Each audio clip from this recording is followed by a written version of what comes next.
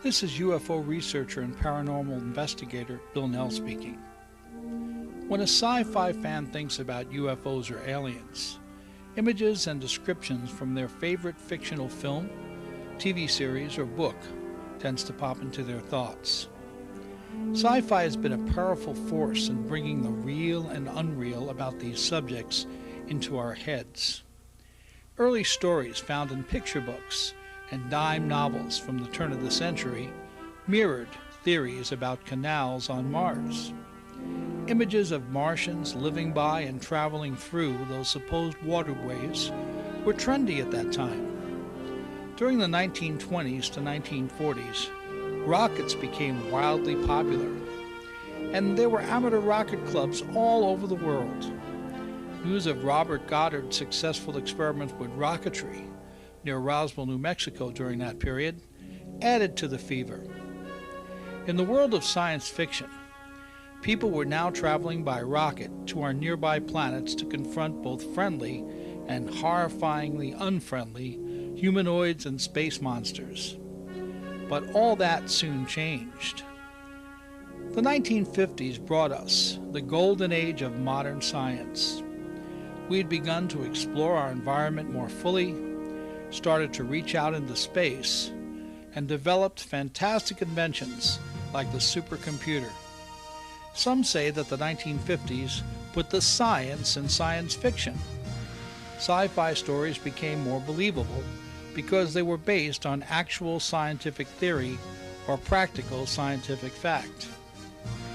The same may be said of sci-fi stories about UFOs and aliens. The 1950s ushered in the golden age of the flying saucers. While sci-fi stories in previous decades ignored descriptions of creatures and crafts from actual sightings in favor of what science conjectured, things changed when alleged fact became more interesting than science fiction. Most sci-fi books, publications, television presentations, and films took notice of the fact that pilots, police officers, and other credible witnesses were coming forward with accounts of seeing unknown aerial phenomena and having encounters with odd beings that were too close for comfort. Although many were wildly exaggerated, the sci-fi genre picked up on the actual descriptions of crafts and creatures and incorporated these into their stories. This trend continued into the late 1960s when sci-fi moved back in the direction of a mixture of what actual science says is possible and the author's imagination. It's largely remained there since that time. Although sticking to the theme of science mixed with pure fantasy, sci-fi still occasionally plays the reality card and cashes in on the popularity of non-fiction UFO stories and encounters. With the popularity of real UFO sightings, crop circles, and alien abduction stories at an all-time high in the 1970s to 1990s, films like Close Encounters of the Third Kind, Fire in the Sky, Independence Day, Men in Black, and Signs made it big at the box office. While the sci-fi genre tends to make real stories of UFOs and space creatures a bit easier to swallow, more fun, and sometimes a bit more frightening, the actual history of sightings and encounters is no less interesting. Strange objects have been seen in the sky for thousands of years. Many are explainable, some are not. It might surprise you to know that many ancient civilizations had a basic understanding of what they saw in the sky, using it for navigation and direction-finding purposes. Ancient people were as surprised and shocked as modern UFO witnesses when they saw discs, cigar-shaped objects, and strange balls of light and triangles that seemed under intelligent control. We know about their experiences because they took the time to chronicle sightings just as people do today. Landings, crop circles, and other physical phenomena associated with UFOs were often explained away or associated with some religious experience or devilish activity. UFO occupants have also been with us throughout history. Sightings of small, pale, or gray beings and other types of creatures have been reported in conjunction with sightings of UFOs. It's possible that worldwide stories of small beings like leprechauns, trolls, fairies, and others with great powers may have their origin in the UFO phenomenon. Some Native American groups, for example, trace their ancestry back to the skies and claim that they were brought here by small beings with great powers. As humans have acquired the technology to better study the world around them over the past 150 years, incidents of strange aerial phenomena have been better documented. From 1800 to 1900, for example, these objects became known as airships. Thousands of carefully documented sightings were printed in reputable newspapers throughout the world, along with drawings showing the typical discs, cigar shapes, and glowing balls of light. When photography became affordable and available to the masses, photographic evidence for UFOs rapidly grew. While there were and continue to be more than a few flakes, if you will, lunatics, and fake photos, we still have today many clear daytime photos, film, and video taken by honest and noteworthy UFO witnesses who are not just making it up or using something like Photoshop to create some sort of a bizarre fake photo. 1947 was the year of the UFO. Kenneth Arnold, a private pilot, former military flyer, and respected businessman, was flying his aircraft near Mount Rainier in Washington State on June 24, 1947. He saw several strange objects traveling at a tremendous speed and reported this incident after landing. Arnold said the objects moved in a strange way like tossed rocks skipping across the water. He described them as looking like broken saucers in the cup inverted on top. The press picked up the description and the term flying saucer was born. 2 weeks later, the U.S. government released a press release saying that a flying disc had actually crashed and been retrieved by them near Roswell, New Mexico. They later changed their story to say it was merely a weather balloon, but stories of other crashes and witnesses from that crash and close encounters still persisted.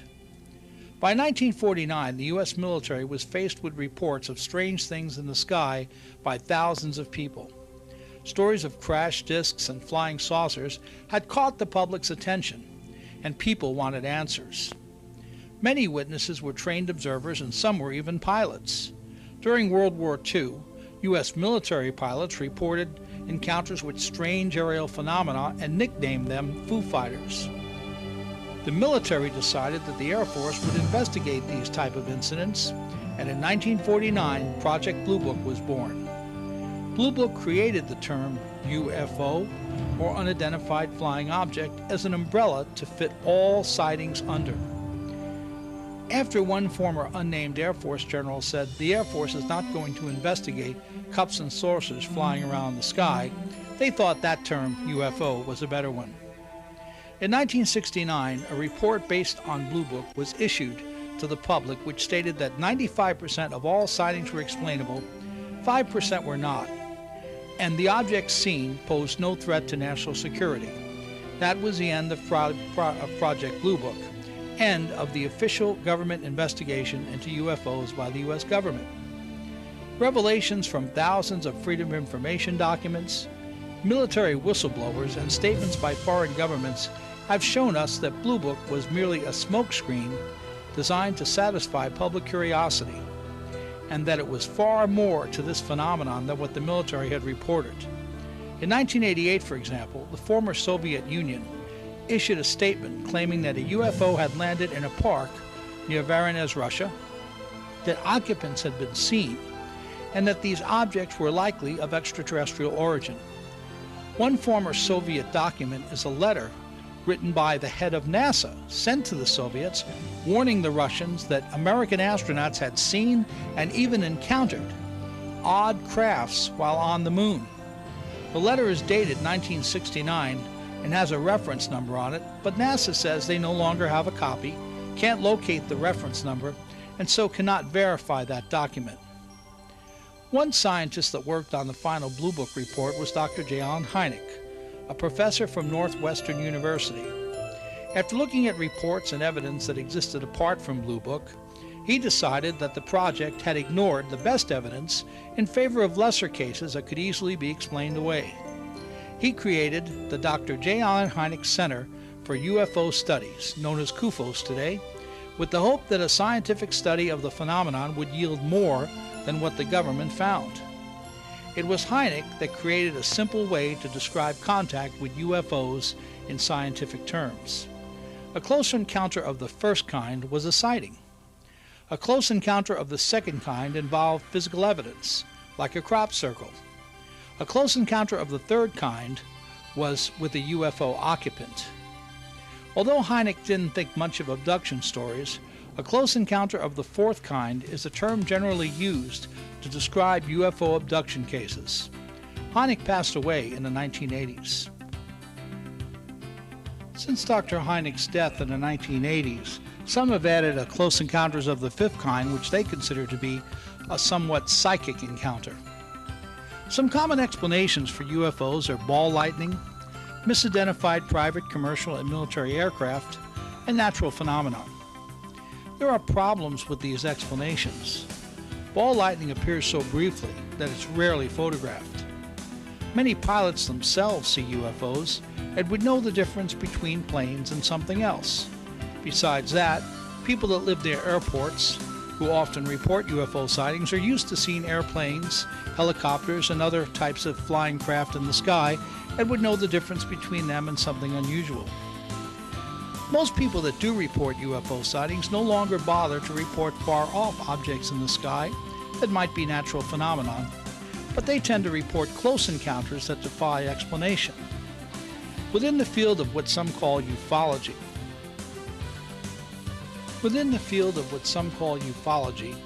there are two groups that have come to define the investigation of unknown aerial phenomena. These are the true believers and the skeptics. The true believers are certain that UFOs defy explanation, while the skeptics believe that all or most sightings can eventually be explained in a conventional way.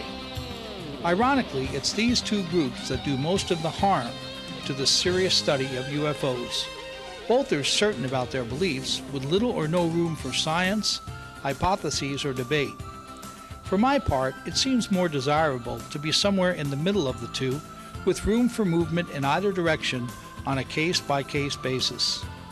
Stories of objects and creatures from space remain with us and are likely to stay that way for a very long time. It's unlikely that they'll vanish as long as sci-fi writers write and people continue to report what they feel are actual encounters with strange aerial phenomenon and beings that travel in them. I began reading about UFOs when I was 9 years old. By the time I was 12, I guess you could say I was investigating them. And there have been a lot of strange things that I've read about, heard about, and talked about. But probably none is stranger than the Flushing Meadows Park Zoo animal mutilations and UFO mystery. Flushing Meadows Park has a long and unusual history. It's located 10 miles east of Manhattan, on Long Island in the borough of Queens, New York City in the state of New York, between the towns of Flushing and Corona. The park started out as a swampy land situated along Flushing Creek. The area skirted ancient Native American trails that were later developed into Rodman Street, today that's called College Point Boulevard, Roosevelt Avenue, and other paved roadways. The place had a bad reputation among the original inhabitants. Some of the Native American tribes that existed in that area avoided fishing and hunting in that particular space. Most animals stayed away from the mosquito-ridden grounds with its stale water and often foul odor. Pretty much it was just a swamp.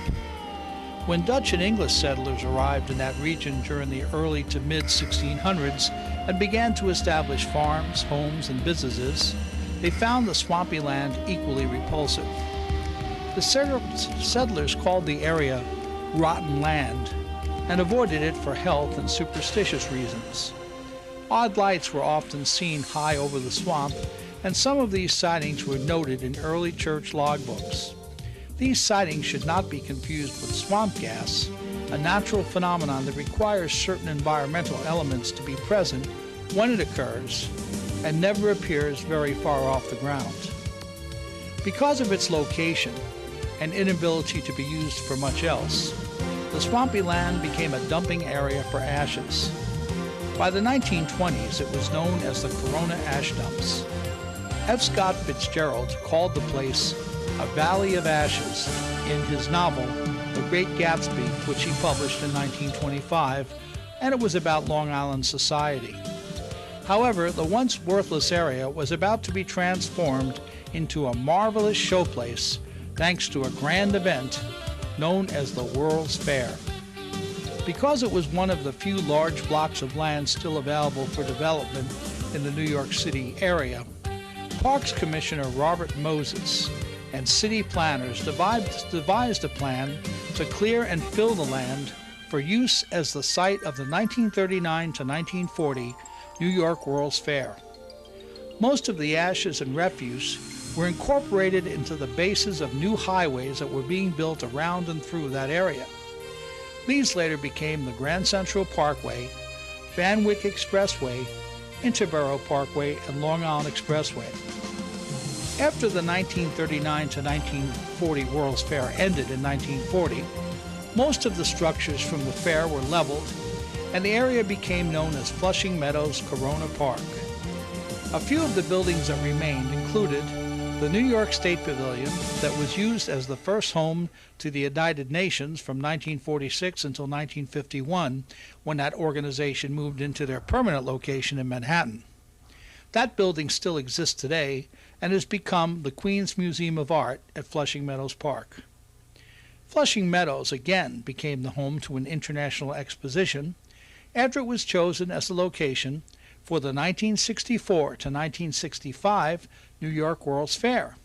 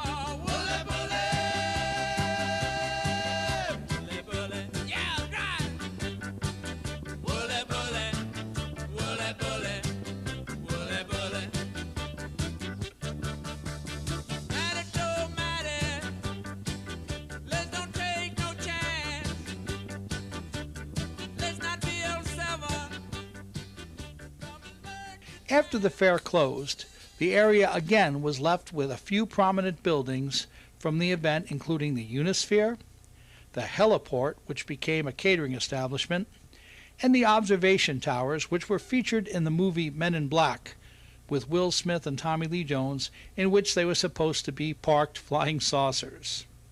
The area also became home to Shea Stadium, which is used by the New York Mets Major League Baseball team, and the USTA Billie Jean King National Tennis Center, where the U.S. Open is held.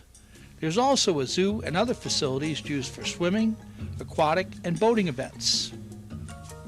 During the 1964 to 1965 World's Fair, there were several UFO sightings that made the news.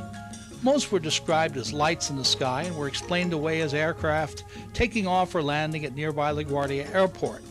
However, it should be noted that people in that area are used to seeing all kinds of aircraft and aircraft lights associated with landings and takeoffs from LaGuardia and JFK airports. They know when they see something different in the day or night sky. The sightings of strange lights above the old fairgrounds continued after the World's Fair ended, and in 1966, one of the most startling occurred. Hundreds of motorists driving on the Grand Central Parkway side of Flushing Meadows Park reported seeing a large, luminous, blue-green object, which looked like, quote, like a glowing dirigible that came into view and then descended into the lake, unquote, at about 7:40 in the evening. A press report from those days stated, quote, a number of observers said that the object appeared to correspond to the descriptions of UFOs reported in Michigan the previous week, which Air Force experts had attributed to swamp gas discharged from lake bottoms in springtime. This explanation did not satisfy everyone in Queens. Some thought that maybe the Martians wanted to visit the World's Fair and didn't know it was over, unquote. More recently, a number of reports came in about white and green lights in a triangular formation seen moving back and forth over Flushing Meadows Park during July 2nd to 5, 2008. Some of the witnesses said that the lights suddenly appeared, disappeared, and reappeared again between about 10 o'clock at night and 3 in the morning, again on July 2nd to 5th, 2008. However, strange lights are not the only bizarre phenomenon associated with UFOs that's occurred in the park. In 1968, the Flushing Meadows Zoo opened up in Flushing Meadows Park on the grounds of the old 1964 to 65 World's Fair. Although small in scale, the zoo had a number of exhibits and plenty of animals, including sea lions, black bears, sheep, bison, mountain lions, coyotes, bald eagles, birds, and wolves. Since its opening, the zoo has been associated with several disturbing UFO events. The first may have occurred in 1977. After several nights of UFO sightings above the park, wolves managed to escape from the zoo on November 30th, 1977. Official reports said that 12 wolves managed to claw their way through a chain-link fence surrounding their pen and killed several of the other animals until they were recaptured by Parks Department personnel and New York City police. However, a caretaker working there at the time said that while making his rounds he found several animals missing, not just the wolves, and others dead. The dead animals did not look like they had been killed by predators. He said that none of the animal pens or enclosures had been unlocked, damaged, tampered with, or broken into. There were a number of odd instances where UFO sightings are associated with the sudden appearance or disappearance of animals. Animals found to be missing from zoos turn up elsewhere without explanation. Wild animals not native to an area suddenly appear in that area also without explanation. All this tends to occur during times when UFOs are observed nearby. The caretaker present during the 1977 event first contacted me in 1989 about another and far more disturbing occurrence at the zoo. He and several others that worked there met me near the area of the zoo to talk about this. It was being rebuilt at that time, and they claimed that the reason for that was something so disturbing that I still have trouble grasping the enormity of what actually happened. After seeing me on a local television news broadcast talking about a major UFO sighting and landing in nearby Casino Park, several employees of the zoo called my UFO hotline and asked to meet with me. After a phone conversation with one of them, I met them at Flushing Meadows Park and we talked about what happened at the zoo. It began with 2 nights of UFO sightings in 1987. Green and white balls of light that formed into all sorts of shapes hovered directly above the zoo and caused the animals to become greatly disturbed. Due to budget cuts and because there were police in the park all night long, caretakers and other zoo employees were no longer present at the zoo all night long. The last one would leave around 11 o'clock at night and show up again around 7:30 in the morning to open up the zoo for the other employees. On the morning after the 2 nights of UFO sightings in 1987, the caretaker and several other employees opened the zoo and were horrified to find every animal in the zoo dead. Not just dead, but strangely mutilated. The caretaker and other employees told me that all of the animals were still locked or secured in their pens, and exhibits with no sign of forced or keyed entry, so it was not like someone went and just broke in there. Although they were unable to photograph any of the animals, they said all of them looked as though they had been surgically autopsied or examined. Despite the deaths and apparent mutilation, little or no blood was present. Needless to say, the zoo was closed without explanation, and no trespassing signs were placed near the entrance and on fences surrounding it. Parks Department personnel and police were summoned. The zoo was closed, and within hours, all of the dead animal carcasses were removed. At that point, plans were made for the zoo to be leveled. Officially, the deaths never happened, and the press showed no interest in the matter, even if it was reported to them at all. With plans already in the works to refurbish the zoo buildings, it wasn't hard to arrange for the entire zoo property to be rebuilt and raised from the ground up. All of the old buildings and enclosures were destroyed, and several inches of dirt were actually removed from the area of the zoo. During that time, none of the employees that spoke to me were allowed near the place. Most were assigned to other temporary duties in the park. When it officially reopened in 1988, the zoo had already undergone a $16 million rebuilding. All new buildings, exhibits, and animals were now available to the public. The zoo employees that spoke to me said that the animal deaths and mutilations were eventually explained away as the work of vandals or ritualistic killers in an internal report. However, they point out that the vandals would have made all kinds of noise trying to kill the animals, had to break into most of the pens and exhibits, and would have left a significant amount of blood and other evidence behind. None of these things were present. No alarms went off, and the park police and other employees working in nearby areas on the night in question heard nothing. The only reason that the caretaker and employees contacted me with their stories was because they felt that the possibility existed that the same thing could happen again, and they found the previous explanation for the deaths and mutilations to be absolutely ridiculous. In fact, UFOs were seen over the zoo again in 1991. At that time, there were no deaths or mutilations, but the same employees told me that several animals were found to be missing from the zoo. They were not specific about which animals were missing, and by that time were in fear of losing their jobs.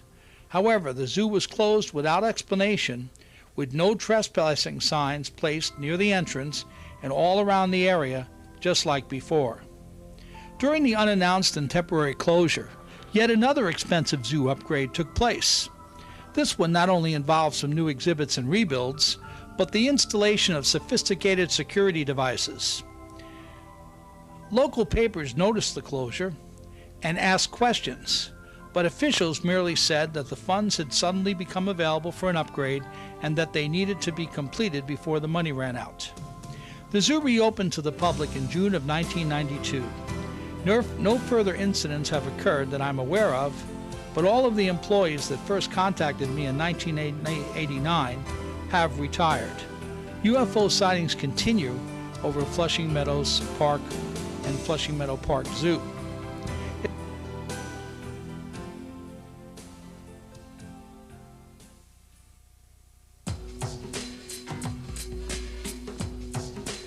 It's important to understand that a number of animal disappearances and mutilations associated with UFO sightings have occurred for many years throughout the world. Cows, horses, and other farm animals have especially been targets for this type of activity. As with the zoo animals, little blood is found nearby when mutilations occur. Animals are found missing from locked barns and secured pens. Farmers and ranchers have reported these kinds of incidents, while law enforcement officers and veterinary practitioners have been at a loss to adequately explain them. A few human mutilations associated with UFO events have also been reported. Fortunately, these incidents are rare.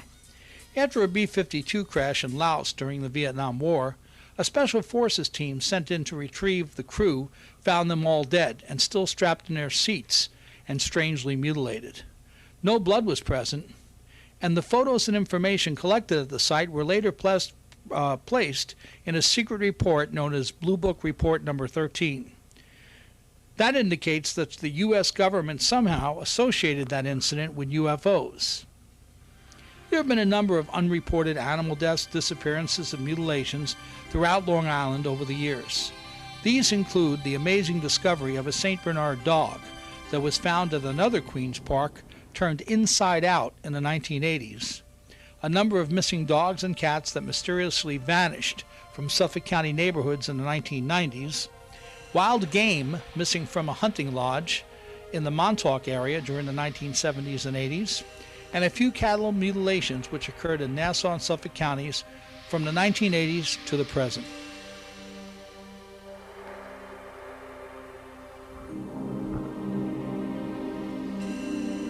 When former astronaut Edgar Mitchell recently told the world that he had been briefed on aliens and UFOs by the U.S. government, the media reacted by treating his comments with disdain.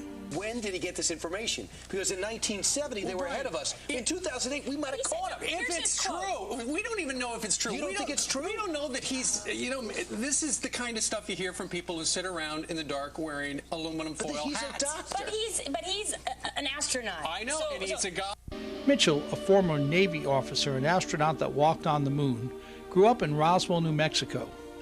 Over the past several years, he's indicated that he was living in the town when the 1947 UFO crash occurred and knew what happened based on conversations with first and second-hand witnesses. He has also said that several other people with intimate knowledge about the UFO crash have taken him into their confidence. Mitchell gave this statement to Robert Collins, quote, "I grew up in the Roswell area. I was almost 17, a senior in high school when it happened. Family members were ranchers and cattle people. We all knew the ranchers and townspeople in that area, including where the UFO impacted. In spite of official denials and threats about talking, the local law told the story. After my space flight, and being a local boy involved, not only the locals trusted me with their stories because they were getting older and wanted the truth out, but were afraid to say it publicly. So they considered me a trustworthy source to carry their story onward. Been telling it that way ever since. If anyone bothered to ask my opinion, since the Pentagon incident 11 years ago, only now suddenly it got international media attention. The Pentagon incident that Edgar Mitchell is talking about occurred after he requested and received permission to meet with the Intelligence Committee of the Joint Chiefs of Staff during April of 1997. Mitchell wanted to brief them on what he knew or heard about the Roswell UFO crash. After the briefing, Mitchell says he was told by a Navy admiral that what he knew about the crash was correct. He recently commented on that meeting, quote, "I did take my story to the Pentagon, not NASA, but the Pentagon, and asked for a meeting with the Intelligence Committee of the Joint Chiefs of Staff and got it. And I told my story and what I know, and eventually had that confirmed by the admiral that I spoke with, that indeed what I was saying was true. When a vice admiral found out about the Mitchell meeting at the Pentagon, he wanted to attend. The vice admiral was refused access and told that he didn't have a need to know. This interesting side story provides proof that the U.S. UFO secret is one available only to an elite group of military leaders within the U.S. government. It also lends credence to the idea that the president and most elected officials probably do not have access to one of our nation's biggest secrets. When Harry Truman signed the National Security Act in 1947, it allowed for the restriction of certain information from the president and other members of the U.S. government. The idea was to safeguard national secrets and provide sitting presidents and other elected officials with plausible deniability. I doubt that Truman envisioned a time when members of the government would routinely lie to and deceive those that were constitutionally obligated to serve. It's easy for mainstream news company reporters to label Edgar Mitchell as a New Age Kool-Aid drinker because of his interest in exploring the mind sciences from a more eclectic point of view. However, I don't see them attacking other astronauts for their beliefs or actions. Many of the original Mercury, Gemini, and Apollo crew members were notorious drinkers and philanderers. Some space shuttle astronauts flew training missions while drunk. Others have publicly exposed themselves or even lobbied for the rights of earthworms. Despite behavior that ranges from criminal to comical, these astronauts continue to represent NASA on TV and print interviews. It's easy for members of the press to set themselves up as societal filters set in place to decide what people should be told. it's harder to accept and report on the kind of truths that are not easily covered in 30-second television news reports or short paragraphs in increasingly abbreviated versions of news publications.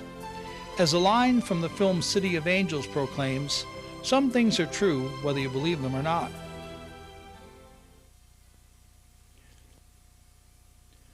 Just how long has the U.S. government been hiding information about UFOs from the American public? In 1939, Cordell Hull, Secretary of State for President Franklin Delano Roosevelt, decided to show his cousin a little surprise. Hull brought his cousin, the Reverend Turner Hamilton Holt, into a sub-basement of the U.S. Capitol building to show him something that would shake him to his soul. Hull consequently made his cousin swear to never reveal what he was about to see. Though Holt swore to Cordell Hull that he would keep the secret, Holt feared that if he didn't tell his family what he saw, this information might be lost once he died.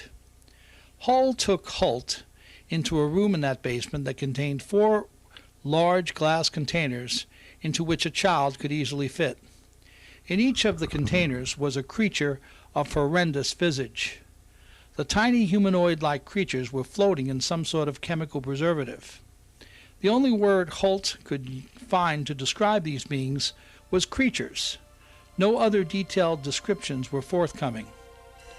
Near the preserved creatures was some sort of a flying disc. It looked wrecked, and as though someone had been taking the thing apart to find out what made it tick. An attempt was being made, no doubt, to see if the U.S. could glean information and usable technology that could be used from the object. According to the Reverend Holt, Cordell Hull told him that this had to be kept secret to prevent widespread panic among the American public. Holt asked his family to wait until both he and cousin Cordell were both dead before revealing this information. And Holt's children did just that. Sometime in December of 1999, one of the Reverend's daughters, Lucille Andrew of Ashland, Ohio, sent a letter with this information to a prominent UFO research center. Credibility of witnesses always is one of the main proving grounds when anything like this is revealed. The amazing thing is that both of the principals involved, Secretary of State Cordell Hull and Reverend Turner Hamilton Holt, have impeccable credentials as intelligent and honest men. Cordell Hull revealed to his cousin a secret long before the idea of a UFO and its alien occupants was even remotely a part of the common culture and public mindset. Remember, this took place in 1939, before the beginning of World War II and the U.S. involvement with it. And Roswell happened in 1947. Hull was a statesman extraordinaire with no motive to set up such an elaborate hoax. Cordell Hull, born in 1871 and died in 1955, was an American politician from the U.S. state of Tennessee. He's best known as the longest-serving Secretary of State, having held the position for 11 years from 1933 to 1944 in the administration of FDR. Hull received the Nobel Peace Prize in 1945 for his role in helping to establish the United Nations, and was referred to by President Roosevelt as the Father of the United Nations. With a doctorate in theology from the Reverend Holt was also no slouch. With a doctorate in theology from Ashen Theological Seminary and a minister of a Christian church in Greenwich, Ohio, Holt was also an author and community leader. Neither man had a reputation of being a person given to wild fantasies or outright lies. A Capitol building curator was unable to verify that at that time the alleged incident took place, but there was indeed a sub-basement in the Capitol building that was divided up into various rooms. Fiction? A delusion? Liars? Not likely. Although Lucille Andrew, the good Reverend's daughter, involved with this story seemed to be credible witnesses, and as far as Lucille Andrew, the good Reverend's daughter, goes, all she wanted was not a book deal or some payment for her information. She just wanted her father's wishes to be made known, and she did manage to do that.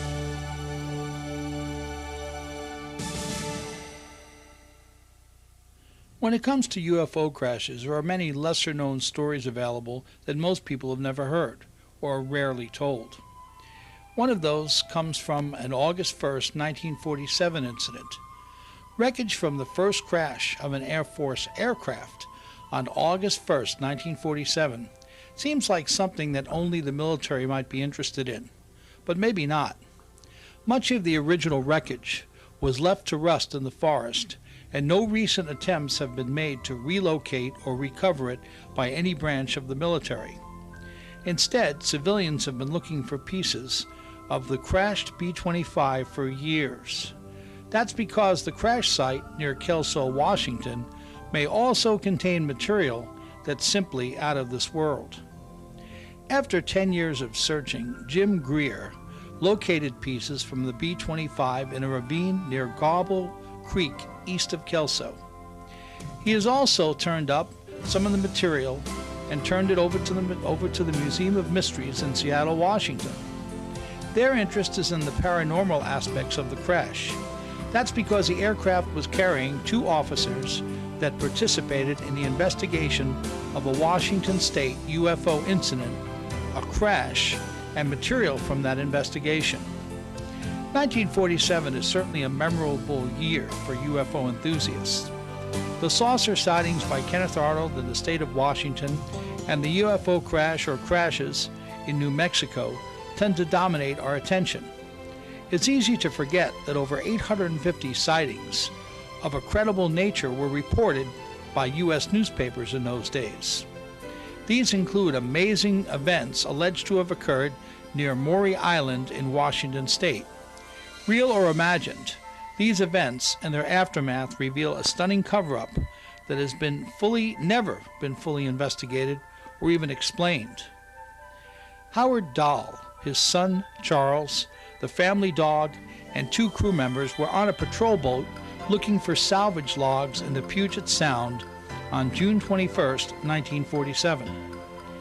They were just off Maury Island, today called Vashon Island, when the UFO incident began. The group witnessed 6 donut-shaped craft above their position. Harold said that the objects were about 100 feet in diameter and had a bright metallic appearance. 5 of the crafts were circling a 6th, which Dahl said was wobbling and seemed to be in distress. After some sort of an explosion, the 6th craft discharged a large quantity of debris. The debris resembled cool volcanic lava, had an aluminum-like appearance, and fell in the form of large flakes. These flakes hit and managed to damage their boat. They injured Charles and they killed the family dog. Afterward, all of the objects rose rapidly into the sky and took off in the direction of the ocean. Dahl headed to Maury Island, where he stopped to assess the damage to his boat and take photos. Finding more debris, he collected it and then proceeded to Tacoma. After taking his son to the emergency room, Dahl reported the entire incident to Fred Chrisman, the Harbor Patrol supervisor. Chrisman didn't believe him, so he returned to the area on Maury Island, which Dahl described. Chrisman found what looked like tons of strange material along the shoreline. While picking up some of it, he said that an object appeared and dropped even more. Meanwhile, Dahl was visited by a man in a dark suit, if you will, a man in black. The man told Dahl that he saw something he was not supposed to see and warned him not to discuss it. Just 3 days after the Maury Island incident, Kenneth Arnold reported seeing a formation of strange-looking objects traveling at incredible speeds near Mount Rainier in Washington state. Because Arnold was a former military aviator and well-respected private pilot, the press jumped all over his sighting. Arnold was later contacted by Ray Palmer, editor of Amazing Stories. The two discussed his sighting, became friends, and forged a working relationship. United Airlines captain E.J. Smith was a friend of Kenneth Arnold, but initially skeptical of his sighting until he had one of his own.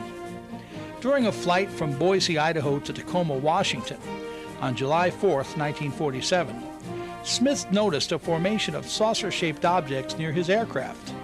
They first appeared just after 9 p.m., then vanished and reappeared several times for over 45 minutes.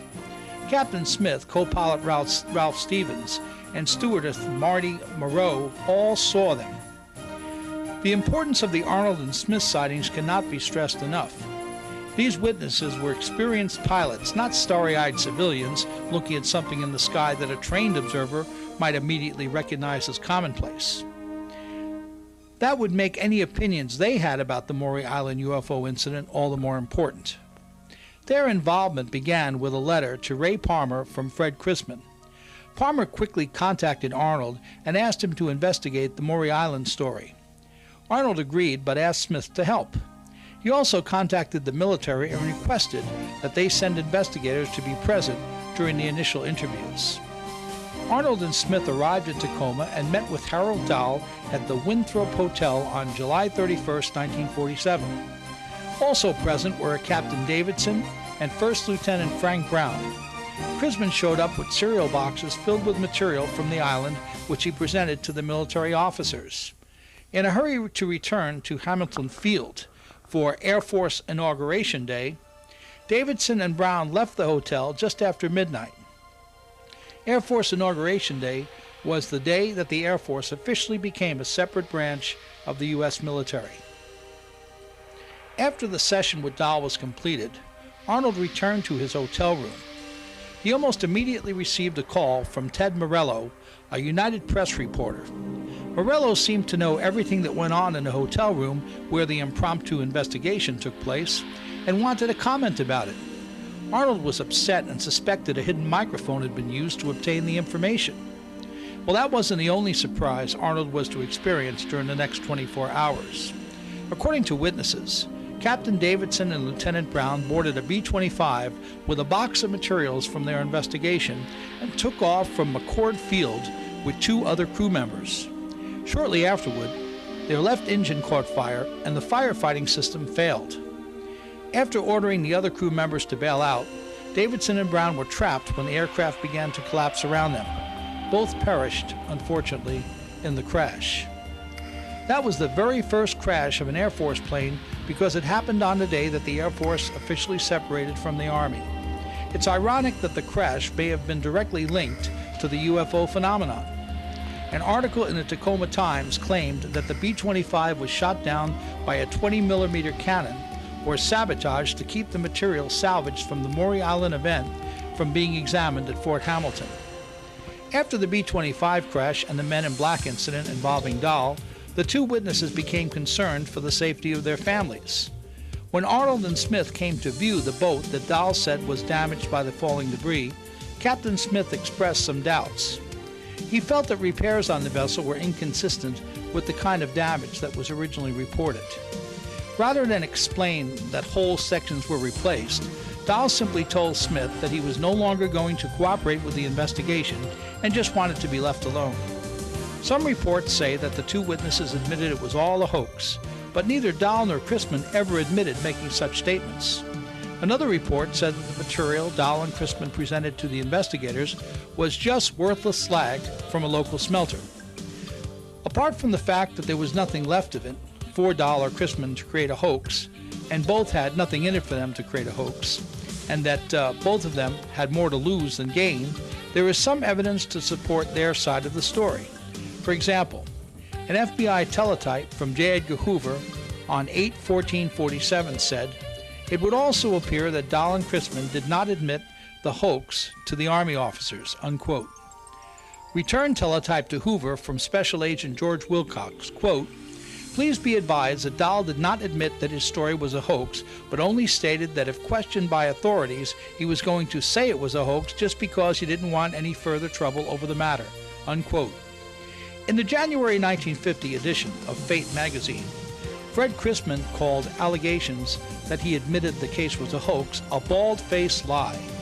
Neither Ray Palmer or Kenneth Arnold ever said the case was a hoax.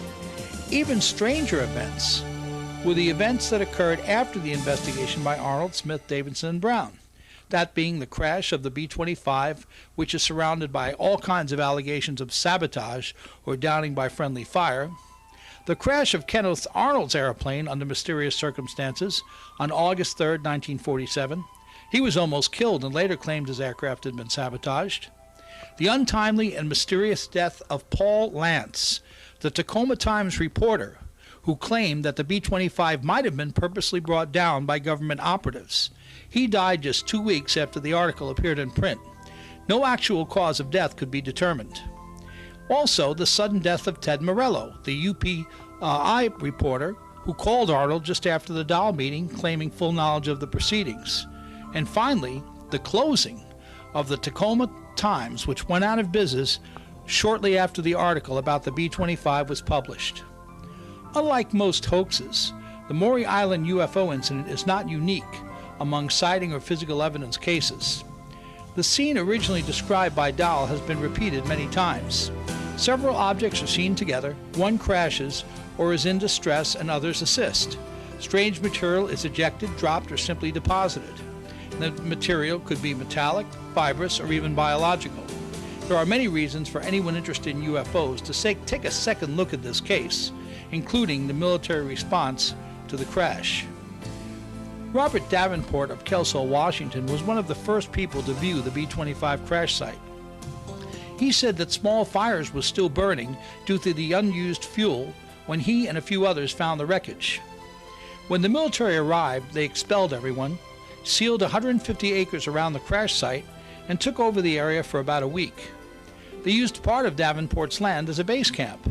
Despite combing through debris and moving some larger pieces to an open field for further investigation, the bulk of the crash material was left behind. This seems strange for an investigation involving the very first crash of an Air Force plane, unless, of course, they were looking for just some material and could have cared less about the actual crash of the plane or the material that involved the crash. But it appeared that they were more interested in looking for something in the aircraft than trying to determine the cause of the crash. It's doubtful that the validity of the Maury Island UFO incident will ever be resolved to anyone's satisfaction. It's also unlikely that any of the material from that event will ever be recovered from the B-25 crash site. However, it's important to remember that Maury Island occurred before the Kenneth Arnold sighting, before Roswell, and is certainly surrounded by unusual circumstances and unresolved issues. Whether the actual sighting occurred or never happened, you have to be amazed by the response of the government within a government. Not all UFO crashes occur within the borders of the United States.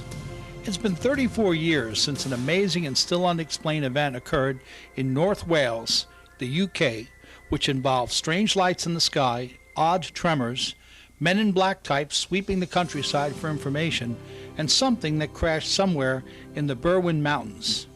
It's been called the Welsh Roswell because just like the event that allegedly occurred in New Mexico, USA in 1947, the North Wales case may have involved a crashed UFO, dead aliens, and a government cover-up. The story begins on January 23, 1974, when the villages of Leandrillo and Leandorfel near Corwin were shaken by a tremor measuring 3.5 on the Richter scale. Colored lights began to appear in the sky after the tremor. During the next 3 weeks, there was quite a bit of unexplained military activity in the area, and people dressed in dark suits began asking locals a lot of questions about the lights, the tremor, and anything they might have seen on various dates. Local first responders like firefighter Adrian Roberts experienced the tremor and cover-up firsthand. He says he was thrown off a sofa when he was sitting where he was sitting when the tremor hit. Roberts also claims that the military came into the area and declared several areas off limits to local authorities and the public alike.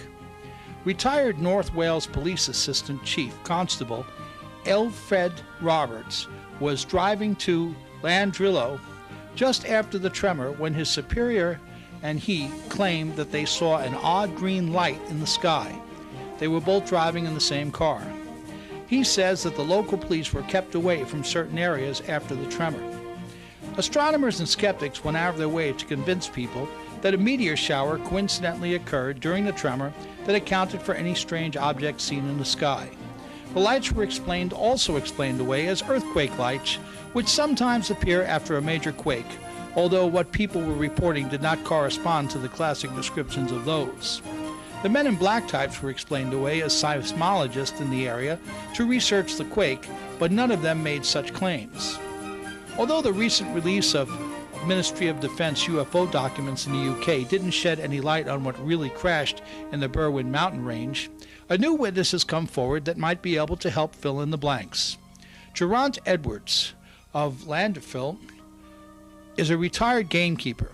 He recently gave an interview to Channel 5 in the UK and said that he saw a classic flying saucer hover above the Berwyn Mountains for at least 10 minutes on February 15, 1974, before it shot up into the sky, quote, at an impossible speed. That was roughly 3 weeks after the bizarre activity began. The interview is part of a Channel 5 special about the North Wales events, which aired in June of 2008 in the UK. During the interview, Edwards told a reporter, quote, "It was definitely a flying saucer. It was a pity I didn't have a camera because it was there for at least 10 minutes, just hovering. We were on the way down to play darts when something caught our eye in the southeast, so we stopped. It looked like a rubber ball, but the ends of it were more pointy.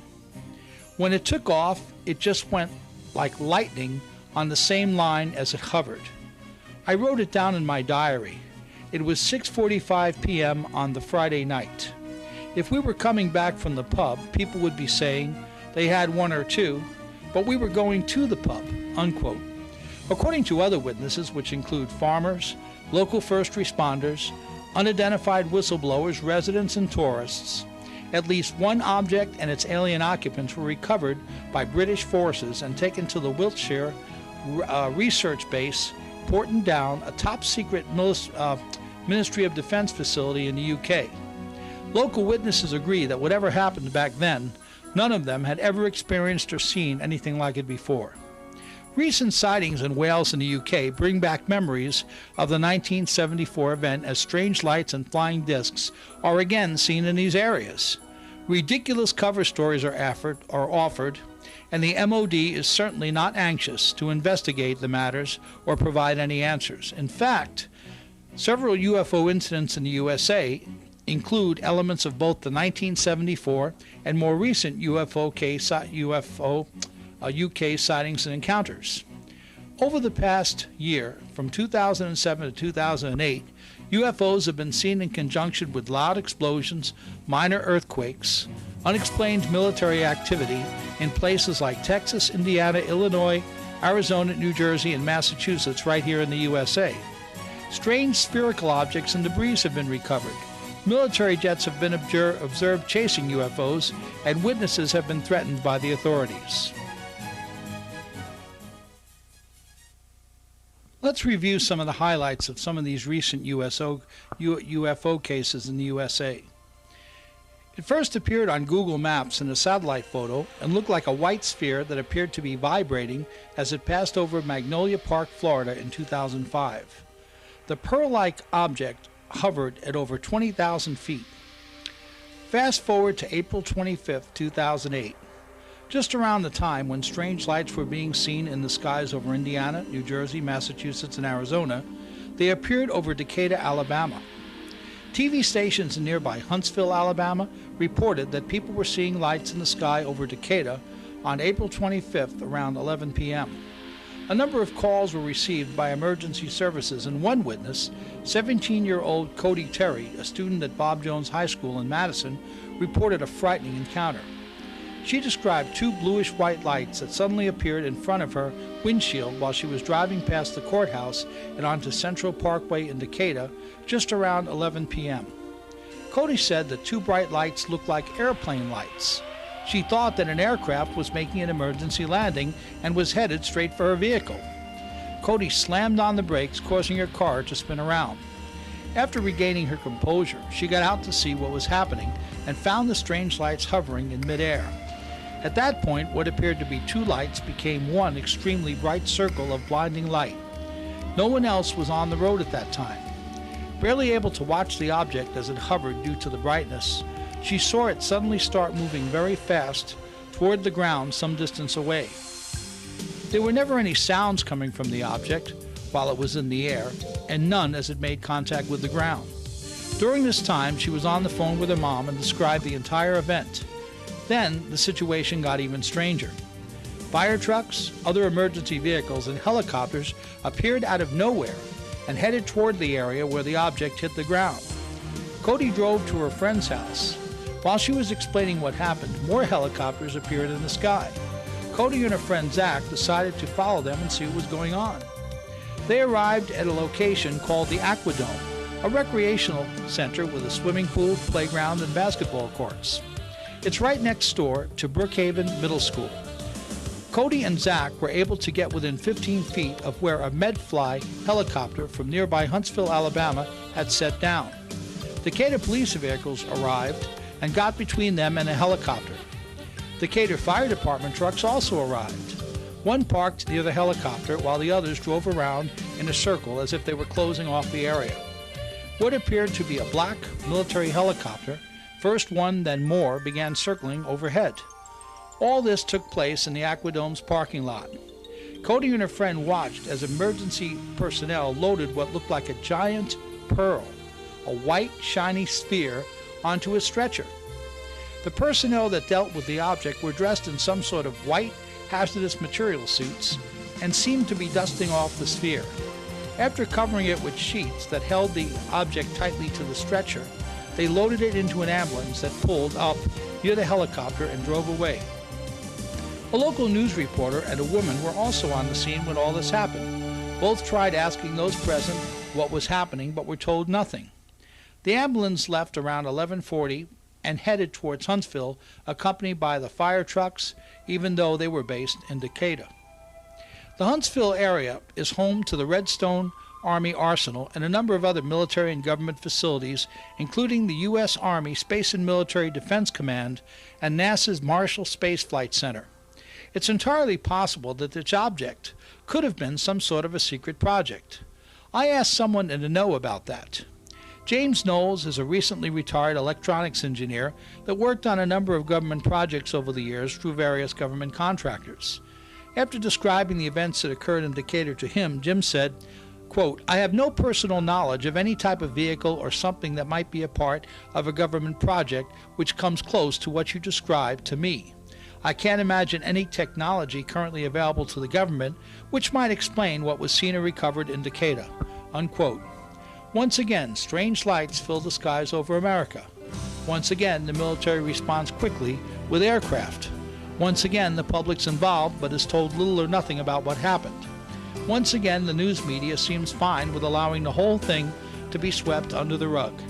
Once again, the advantage of having a press free to report the news is no advantage at all when they cooperate with the government to censor the news they report.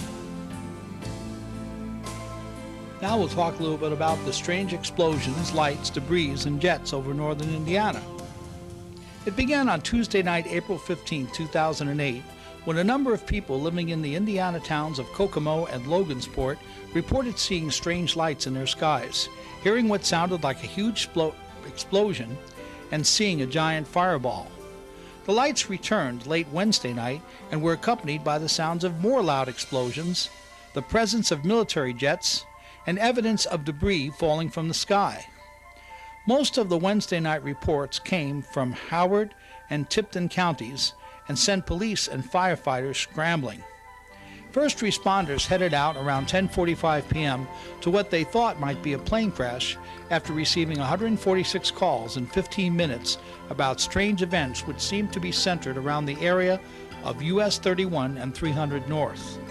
Although they found nothing there, calls continued to come in about the lights, the sounds, and an odd metallic smell that reportedly filled the downtown area of Kokomo. With no aircraft reported missing, local officials thought the whole thing might have involved a meteorite or some atmospheric phenomenon. I became aware of the odd events after hearing about it on various news broadcasts and receiving 5 online sighting reports between Wednesday night and Thursday morning. 2 of the 5 reports mentioned seeing falling debris that looked like spider webs, but evaporated shortly after falling on roadways, grass, and structures. UFO researchers refer to that kind of material as angel hair. It tends to vanish after a short period of time. How fast depends on the outside temperature. Despite reporting the falling of debris to the authorities, all the print and broadcast news reports quoted local authorities as saying there was no evidence of any debris. Most of the news reports also omitted and ignored the presence of strange lights from their reports of the events that occurred on Tuesday and Wednesday nights. All the reports I received mentioned lights that moved rapidly across the sky from east to west. One of the television news broadcasts did eventually mention the lights and showed interviews with several of the witnesses on Thursday. The witnesses that contacted me reported seeing military jets along with the strange lights in the sky on Wednesday night. In fact, the military has come forward to take responsibility for everything that happened on those 2 nights. A press release from the office of Colonel Jeffrey Soldner, commander of the 122nd Fighter Wing, said, quote, "Loud noises reported by citizens in northern Indiana, accompanied by flashes of light and what appeared to be falling debris early this week, were the result of training conducted by Indiana National Guard F-16 aircraft headquartered at Fort Wayne's 122nd Fighter Wing." Unquote. There are some problems with the official explanation. They begin with the noise heard on Tuesday night in the Logansport area.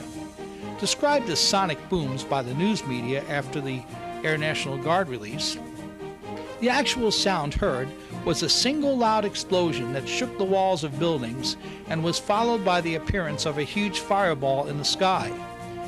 Smaller lights that dotted around what looked like jets were also seen that night. Several loud explosions were heard on Wednesday. While some of these may have been sonic booms, they do not explain the other events that occurred. By Thursday morning, most television news broadcasts throughout Indiana were calling the strange lights flares that were dropped by National Guard jets in military exercises in the skies above the Kokomo and Logansport areas. Please note that the press release from the military mentioned nothing about flares. Even if flares were dropped, they would not have explained the lights that moved quickly across the sky or the other strange events that occurred. Knowing that late-night training exercises would cause this kind of panic, why would military officials fail to notify the local officials and the news media about them well in advance as they had before? The metallic odor single loud explosion heard on Tuesday and the follow-up events that occurred on Wednesday go way beyond military exercises. The witnesses that filed reports with me all said they could not recall the last time anything like this happened, and none said they ever remembered military training exercises taking place that late at night and causing such a melee. The events in northern Indiana are not isolated. A fishing boat captain reported seeing a huge object split into smaller lights off the coast of Atlantic City, New Jersey at around 8 p.m. on Wednesday night. He also said that a large tremor occurred about 10 minutes after the object split into smaller lights. It's interesting to note that an earthquake occurred in the Midwest on Friday, April 18, 2008, and was felt throughout Indiana, parts of Illinois, Kentucky, and Michigan. UFOs often appear en masse just before or after such events. When the fishing boat captain made inquiries about what he saw happen in the sky off the Jersey coast, the FAA said he had witnessed, quote, military exercises, unquote. No statements from the military have verified that statement as of this particular recording. However, several records and reports of smaller, glowing objects were reported late Wednesday night over eastern Long Island, and at least one of the reports mentioned a jet chase. The events that occurred in Indiana on April 15th and 16th are very similar to those that took place in the skies over Stephenville, Texas, beginning in January of 2008. Sightings have continued in that area, and this isn't the first time that events in both places have matched up. At the same time, objects were being spotted over Stephenville, Texas. An object was photographed over Indiana in January that was identical to an object seen and later drawn by Leroy Gayton, a constable in Erath County, Texas, that was involved with the Stephenville sightings. Overall, the number and strangeness of UFO events are on the increase throughout the USA. Sadly, the news media still has never met a government press release about UFOs that they didn't like. Instead of investigating reports of UFOs as they would any other story, they tend to dismiss them out of hand as soon as anyone with government, military, or scientific credentials offers an easy and very earthly explanation. Less than a week after strange lights appeared in the skies over northern Indiana and off the Jersey coast, lights returned to the skies over Phoenix. The lights were seen on Monday night, April 21st, 2008, and are similar to the infamous display of bright objects in the night sky seen on March 13, 1997, over Phoenix, Arizona.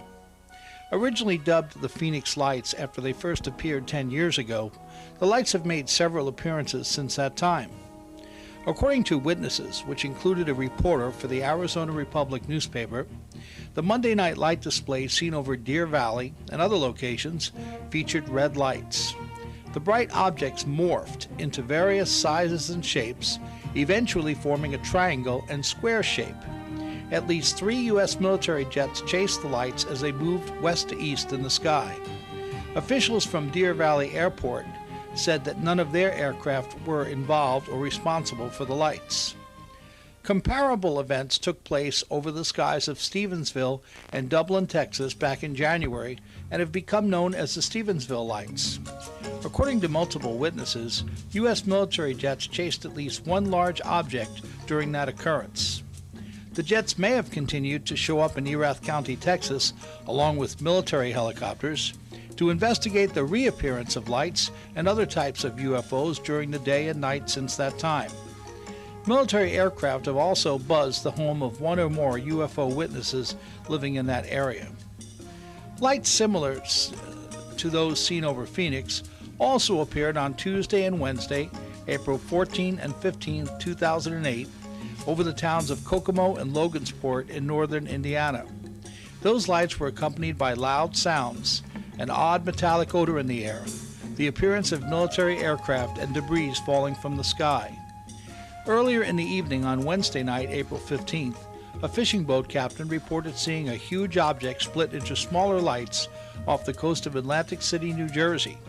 He said that he felt a brief tremor after that event. In the case of the original Phoenix lights, the Stephenville lights, the lights in northern Indiana, and those seen off the Jersey shore, the U.S. Armed Forces claimed that they were just military exercises mistakenly reported as UFO sightings. However, a spokesperson for Luke Air Force Base said that there were no aircraft in the sky in Arizona on that particular night, and that the lights seen over Phoenix on Monday night were not a part of any Air Force activities. While it's doubtful that any known military or civilian aircraft were responsible for the appearance of the latest lights over Phoenix, and Luke Air Force Base has admitted as much, witnesses say that military jets were present during the event and chased the lights across the night sky. This is in direct conflict with the Luke Air Force Base spokesperson's claim that none of the jets were in the sky on Monday night.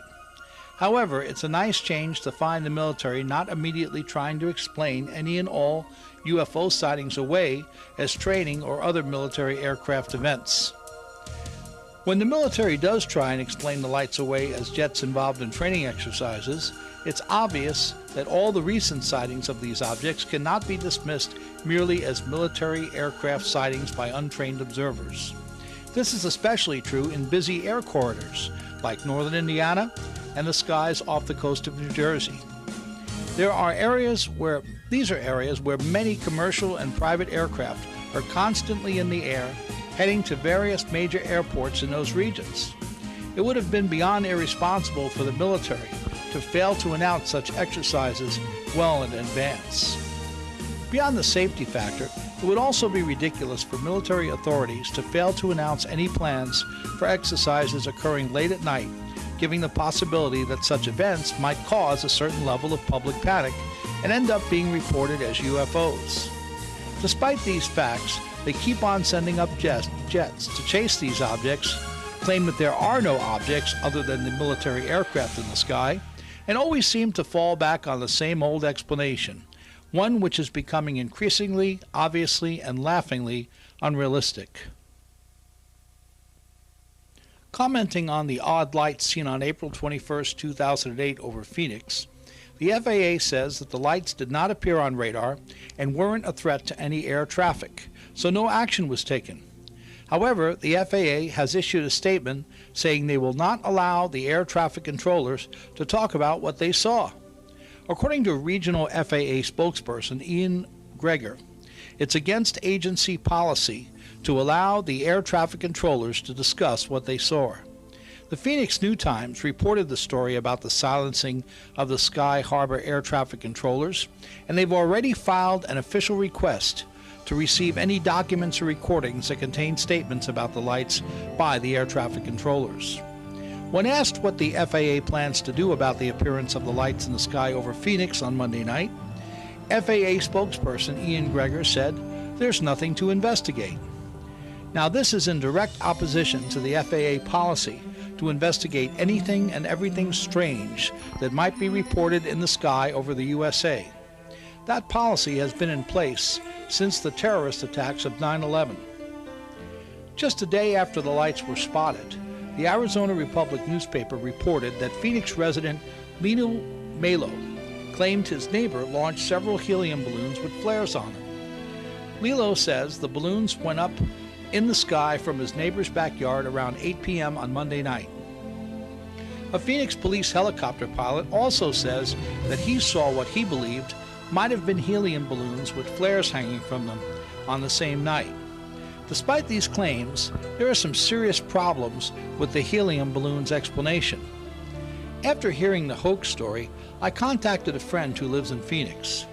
He agreed to try and reach Malo or his neighbor. Since the article came out on Tuesday, attempts to contact Lino Malo have failed. He does not answer his door, and his neighbor wasn't home when the friend stopped by on 2 occasions. In fact, people living 2 houses down from Malo say that they know Lino's next-door neighbor, and he wasn't even home on Monday night. The neighbors claim that they were out in their own backyard that evening and would have seen any balloons with flares on them being launched from that neighbor's backyard. They also agreed to ask him about the flare story if they happened to see him. By contrast, a number of witnesses have come forward to say that jets took off from Luke Air Force Base on Monday night. Luke still claims they had no aircraft in the sky that evening. Further, I asked Kelly Atwood, a professional photographic software expert, to take a look at the video and photos from the 4/21/08 lights event. She has extensive experience examining UFO photos for legitimacy and has been able to identify many hoaxes involving balloons, dry cleaning bags, and flares. Kelly says that the lights were too bright and the wrong color to be flares. She also states that the video does not show the normal effect that flares exhibit as they burn. Instead, the lights resemble objects that would have been much larger with a steady source of illumination. Kelly lives in Phoenix but was working on Monday night and didn't see the lights.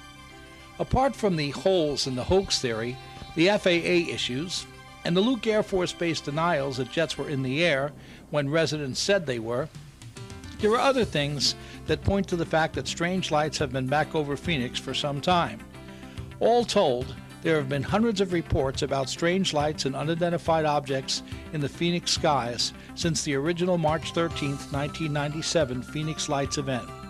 Many of the reports include photos, video, and come from credible witnesses. And strange lights are not just seen over Phoenix. Twice in 2 weeks, UFOs have been sighted and filmed in the skies over St. Augustine, Florida.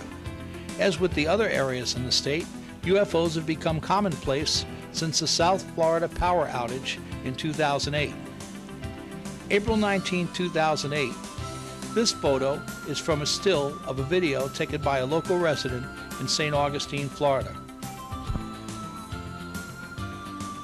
Strange lights mysteriously appearing in the night sky over Phoenix, Arizona. It has happened before, known as the Phoenix Lights.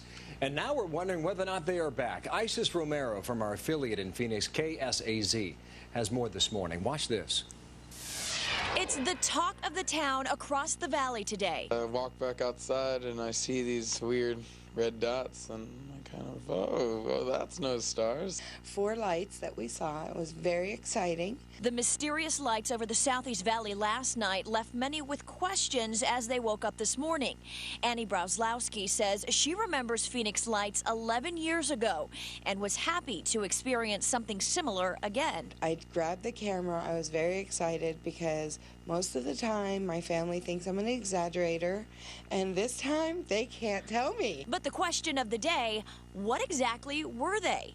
Annie thinks she may know. I think that there are something out there. Who are we to say that we're the only ones in this world?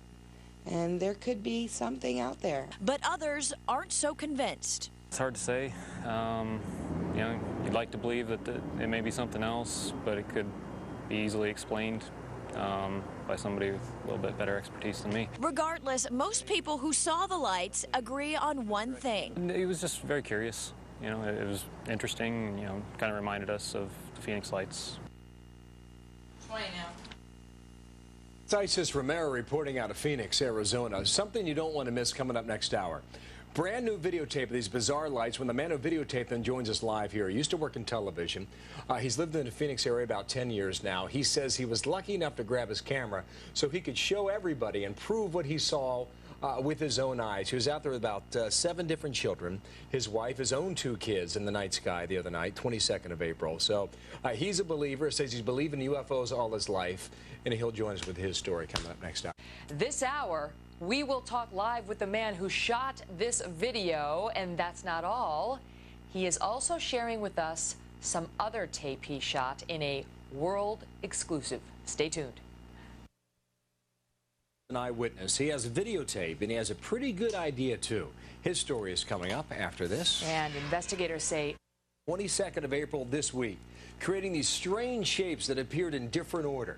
Our next guest says he's seen a lot of things in his television career, but there's only one way to explain this. Tony Toporek is the man who filmed the lights. Welcome here from Phoenix, Arizona. I know you're a believer. I'm not necessarily so, but I find this fascinating. Well, what did you see in the sky on Monday night, Tony? It truly is. It was fascinating. I was called outside, and immediately I looked to the east, and you could see 4 brilliant red lights just beaming out there, really bright in the night sky.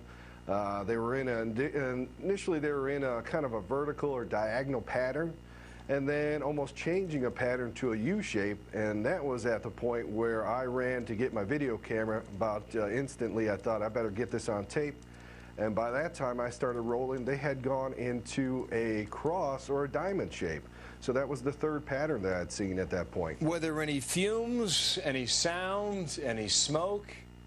That was the first thing going through my head. I wanted to try and debunk it while I was filming it. I didn't see any smoke. I was thinking maybe rockets, meteors, afterburners. And I didn't even hear any sounds neither. It was just eerily quiet. I would figure something that bright and glowing in the sky would, if it had any kind of propulsion, would have some sort of low rumble or anything. But it was moving. Albeit slowly, it was moving, but just pretty silently. Tony, when we first saw this image, I thought it was just a series of stars that was probably thrown off by some dust in the air, because it was right about sundown or right after that, right, 8 o'clock in the evening. But now we see the stars start to change and move and twist its formation. Correct. That was a unique thing, and you could tell, because that's one of the things in the video. As it progressed, I tried to get a little scale in there, and I matched it up with a tree and a star. And they were so much more brilliant than any star. They didn't twinkle like a star. It didn't flicker like a flare. So it really stood out, almost like brake lights, giant brake lights in the sky. Well, here we are 2 days later. How do you explain it? I still don't have an explanation. People are saying, they're saying flares, they're saying this, that, or the other thing. And I'm just not sure. I think the footage tells us, and being there, I saw something, we saw something that we couldn't explain. And by sheer who is we, by the way, Tony? Who was out there with you? My wife, my family, my neighbors. We were all out. There was a good group of 6 to 7 people, and I know many people in the neighborhood had seen it and reported it that night. And, we saw something that we just couldn't explain. And by definition, I think we have to classify that as a UFO until somebody comes up with that evidence or that explanation for it. Tony Toporek, thank you for your time, and thanks for sharing the video. After the new Phoenix Lights event, I received this very interesting report from Sherry Title and Nathan Morrison, who took a look at my article on the Phoenix Lights and sent this information to me. This is what they write. On Monday, April 21st, 2008, 4 lights appeared over Phoenix.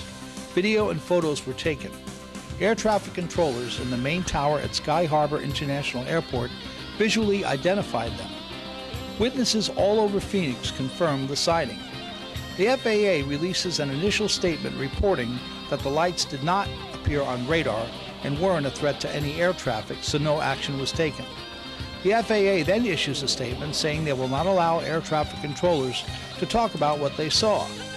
Witnesses report Air Force jets were scrambled at roughly the same time the lights appeared in the sky. Tuesday, April 22, 2008. The Arizona Republic newspaper reports that Phoenix resident Lino Melo claims his neighbor launched several helium balloons with flares on them. Lilo says the balloons went up in the sky from his neighbor's yard around 8 o'clock on Monday night. An anonymous confessor comes forward and says he launched 4 latex balloons tied with fishing line anchoring common roadside flares to each balloon, launching them 1 minute apart into the air in his backyard. Lino Melo backs this story up in many interviews. April 26, 2008. Bill Nell, UFO investigator, writes an op-ed piece stating, "After hearing the hoax story, I contacted a friend who lives in Phoenix. He agreed to try to reach Melo or his neighbor. Since the article came out on Tuesday, attempts to contact Lino Melo have failed. He does not answer his door, and his neighbor wasn't home when my friend stopped by on 2 occasions. In fact, people living 2 houses down from Melo said they know Lino's next-door neighbor, and he was not home on Monday night. They claim that the neighbor was out in their backyard. They claim that they were in their backyard on that evening and would have seen balloons with flares being launched." Our investigation begins. A group of researchers, myself included, thinking that the alleged anonymous hoaxer's confession sounded highly suspicious and unbelievable, decided to investigate further after the above chain of events occurred. Just analyzing the theory that these lights were a flare tied to a latex balloon filled with helium, 4 of them total, poses 2 problems right away. A. Mathematically, a latex balloon of the size the hoaxer claimed he used would not be able to lift the flare off the ground, let alone be able to obtain the altitude seen by all the witnesses in the video and pictures. B. A flare tied to a latex balloon with fishing line would melt the fishing line before it ever got off the ground. Meanwhile, we wondered, if this hoaxer's story was true, why in dry conditions like Phoenix was this man not charged with at least some sort of fire code violation or issued a ticket for his reckless prank? After all, he admitted to the crime on broadcast television. Several news articles stated that the police department, the FAA, and fire department weren't going to investigate or charge the man due to the fact that he hadn't broken any laws that they knew of. I sent emails to the mayor of Phoenix, to the members of the Phoenix City Council that had email addresses listed on the city site, and the Phoenix Fire Marshal outlining the fire hazard represented by this alleged hoax and asking why the alleged hoaxer was not being investigated for fire code and FAA violations. After all, if the alleged hoaxer's actions were taken to the extreme, such as an individual could conceivably have tied some sort of explosive device to these helium-filled latex balloons and floated them directly into a commercial airliner's airspace and exploded them, the result could have been catastrophic. I also sent a copy of that same email to the 3 major local news networks in Phoenix. One councilwoman and the assistant fire marshal did reply to my emails with the following statements. Councilwoman Maria Bayer says, "Sherry, I spoke with my contact over in the police department regarding the Phoenix Lights incident, and Sergeant Dwyer said that yes, the gentleman would be charged with something, but at this time it is out of the Phoenix Police Department's hands. The feds and the FAA are looking at what charges to bring against him. He did not have any further details. Please let me know if you have any further questions. Thank you. Sincerely, Jessica Ament, District 3 Office Manager for Councilwoman Maria Baer. Here's a response from Assistant Fire Marshal Kevin Roche. Mrs. Title, thank you for your message of May 5, 2008. I am sorry that it's taken so long for us to respond, but your question generated a lot of discussion among our staff. The fire code does not envision a situation where someone would attach a flare to a balloon and release it. This situation certainly presents hazards that we need to address. This is currently not a section of the fire code that prohibits this activity. We have referred your question to our attorney to draft appropriate language to be added to the fire code. Please let me know if I can provide you with any additional information. Kevin Roche, Assistant Fire Marshal. So according to the Councilwoman's inside police source, despite the denial to the media that the FAA has no plans to investigate, the police know differently. And indeed, the FAA was investigating, as were the feds. Now, preparation and purchasing of the materials for our recreation of the hoaxer's story. Knowing ahead of time that mathematically the hoaxer's story was highly improbable, we created the alleged hoax at significant trouble and expense and acquired photo and video documentation of the experiment. Our results concluded firmly that the hoaxer's story was completely false. The researcher tasked with recreating the hoaxer's story did a search for companies in Arizona that sell latex balloons at 3 feet or 36 inches in diameter, as the hoaxer claimed, and is verified by the alleged eyewitness, his neighbor, Lino Melo. Most retailers didn't sell latex balloons over 12 inches wide. 12-inch wide is the standard size. One retailer found online sold a latex balloon 3 feet in diameter. So he bought one for our experiment. He bought the 36-inch wide balloon for $6 plus $24 for the helium to inflate it at Balloon World on Olympic in LA. The experiment made use of the lightest weight road flare commercially available. The flare is made by Orion. It was purchased from Cragen Auto Parts and cost $3.99. It claims a 15-minute burn time. He weighed the flare on a postal scale and it came out to weigh exactly 0.8 pounds. This translates to about 12.8 ounces. This means using a 12-inch diameter balloon with a lift capacity of 14 grams apiece, it would take 25.92857142857 grams, or about 26 balloons. And there's a lot more numbers than that, believe me, I just can't read them all, or about 26 balloons to lift one flare. Using a single latex balloon, you would need a 3-foot diameter balloon or 36-inch diameter balloon. They are said to lift about 0.9 pounds, while our flare weighs only 0.8 pounds. This also means that our fishing line must weigh less than 0.1 pounds or 45 grams approximate. It also means that our balloon would be just about its maximum lift capacity, meaning a slower ascent than the equal-sized balloon with a lighter payload. It takes 80 gallons of compressed helium to make 11 cubic feet. We need approximately 14.1 cubic feet to achieve a lift of 0.9 pounds. In short, the guy running our experiment had the 36-inch latex balloon inflated to its maximum capacity. He then tied the flare to it with the fishing line. The flare could not be lifted by the balloon. He tried it both inside and outside and even took it to an alleyway where there was a clear wind. No lift. Still photos and video were taken of this experiment. Cited are links to the still photos and the video of this experiment. The anonymous alleged confessor seems to have been hoaxing the hoax, according to our findings. Something other than balloons with flares tied to them was seen over Phoenix. A police insider confirms that the FAA and feds are investigating. According to a police councilwoman, new information has uncovered that the witness, Lino Melo, is in the military, specifically the Navy, according to a search done of his old addresses over the years. And military jets were scrambled, according to many local witnesses. Neighbors of Milo's were outside the whole evening and saw no balloons tied to the flares being launched. And indeed, said the man who confessed to launching them, that he wasn't even home that night. Our investigative group feels that all of these facts are overwhelming evidence that something traveled on April 21st, 2008 over Phoenix that warrants another media investigation into these events and not just the hoax theory. The quiet farming community of Stephenville, Texas, became the subject of national news broadcasts after UFO sightings were reported there by several dozen witnesses, including a pilot and police officer. Stephenville, located about 75 miles southwest of Fort Worth, is where an object measuring approximately a mile long and a half-mile wide was spotted by locals.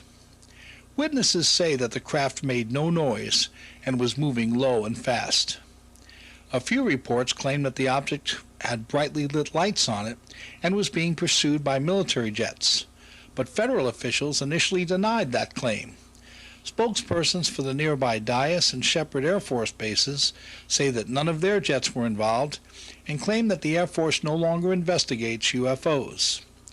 Major Carl Lewis, a spokesperson for the 301st Fighter Wing at the Joint Reserve Base Naval Air Station in Fort Worth, said that there were no F-16s or other military aircraft from his base involved. Lewis said that what the Stephenville witnesses probably saw was some sort of an optical illusion caused by lights from one or more commercial aircrafts. However, UFO witness Steve Allen disagrees. Allen is the owner of a local freight hauling company, a private pilot, and a witness to the January 8, 2008 event. He claims that what appeared in the Stephenville skies was anything but a conventional aircraft. Allen and others say that the lights changed as they watched the mile-long object move across the sky. The huge craft seen on January 8th may not have been the only strange thing seen near or over Stephenville. Ricky Sorrells lives in Dublin, and he says that a flat metallic object hovered about 300 feet above a pasture behind his house. Ricky decided to come forward with his own story after reading about the other sightings in the Stephenville Empire Tribune. Photos of the bright, glowing light filmed above Erath County appear similar to another photo sent to IPAS by a witness named Lisa.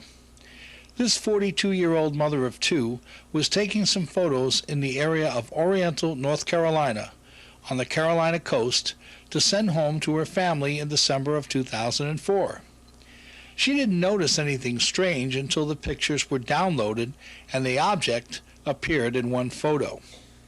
While many residents of Stephenville were hoping that the hoopla over recent UFO sightings over the small farming community would die down, the story just keeps growing thanks to credible reports from reliable witnesses and contradictory statements from the U.S. military. Despite earlier claims that no military jets were in the area at the time of the UFO sighting, Major Carl Lewis now says an error was made regarding the reported training activity of military aircraft. 10 F-16s from the 457th Fighter Squadron were performing training operations in the Brownwood Military Operating Area, unquote. Now, this is the same Major Carl Lewis that claimed that no F-16s or any other military aircraft were in the area at the time of the UFO sightings. Lewis made the revised statement speaking for the 301st Fighter Wing at the Naval Air Station, Fort Worth Joint Reserve Base in Fort Worth, Texas. It's fascinating to listen to commanders of the U.S. military do the same verbal dance around UFO incidents that they've been doing since the 1947 Roswell case. They may also be employing another effective method first used in Roswell to cover up what really happened in Stephenville. At least 2 UFO witnesses in Stephenville claim that they've been threatened by government authorities. According to several news sources covering the sightings, 2 people with photographic evidence were approached by people claiming to be government authorities.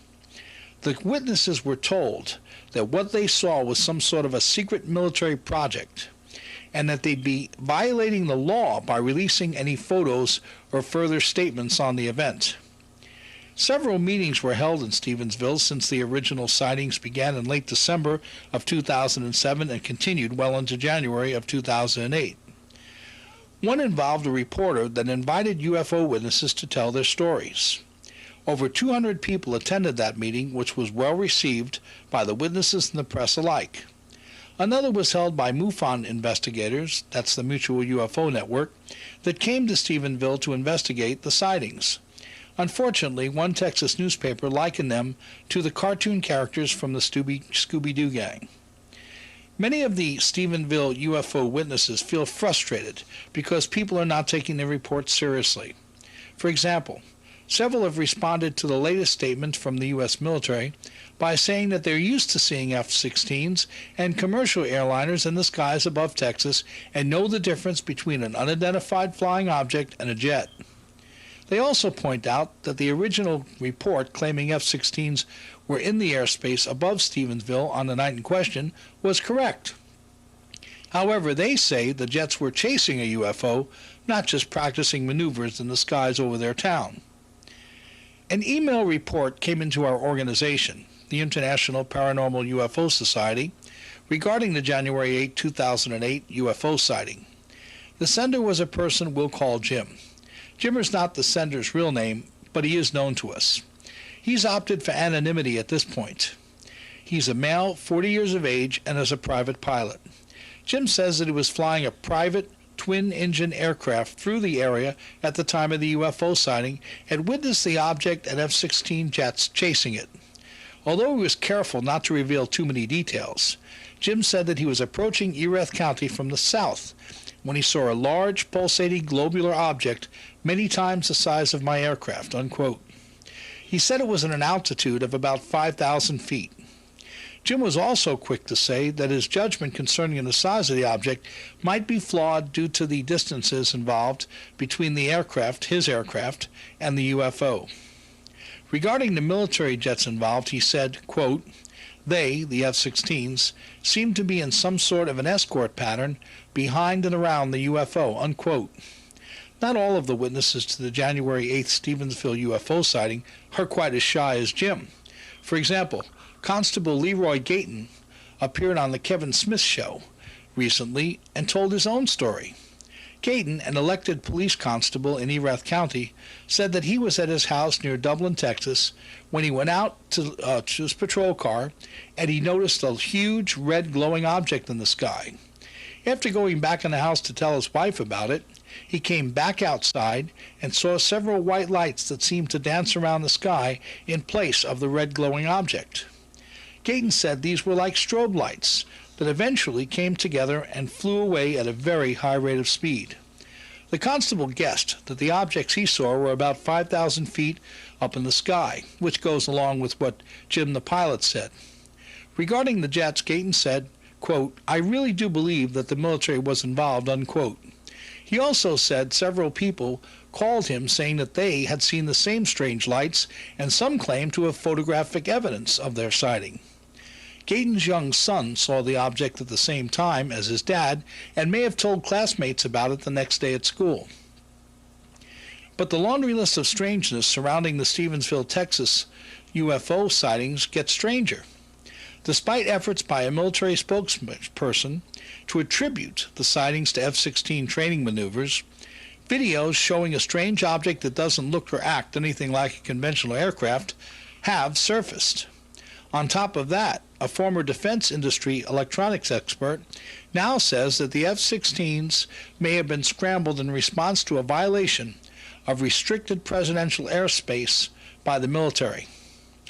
A new video has surfaced and been presented by Stephenville, Texas resident Steve Allen, the owner of a freight company and a witness to the sighting on January 8, 2008. Allen says that the video of a strange object in the sky was presented to him by an anonymous source, and that it was taken on the occasion of the January 8th sighting. The video appears very similar to another UFO film taken years before, which shows an object moving extremely fast and making bizarre and aerodynamically impossible moves. This new video evidence casts doubt on the current Air Force explanation for the event, which describes the whole thing as training exercises.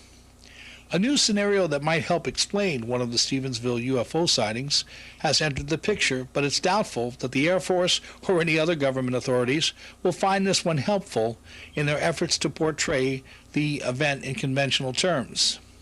A former employee for a U.S. government contractor, now retired, told the International Paranormal UFO Society that he worked on F-16s for many years as an electronics engineer, and he has his own opinion of what happened on January 8, 2008.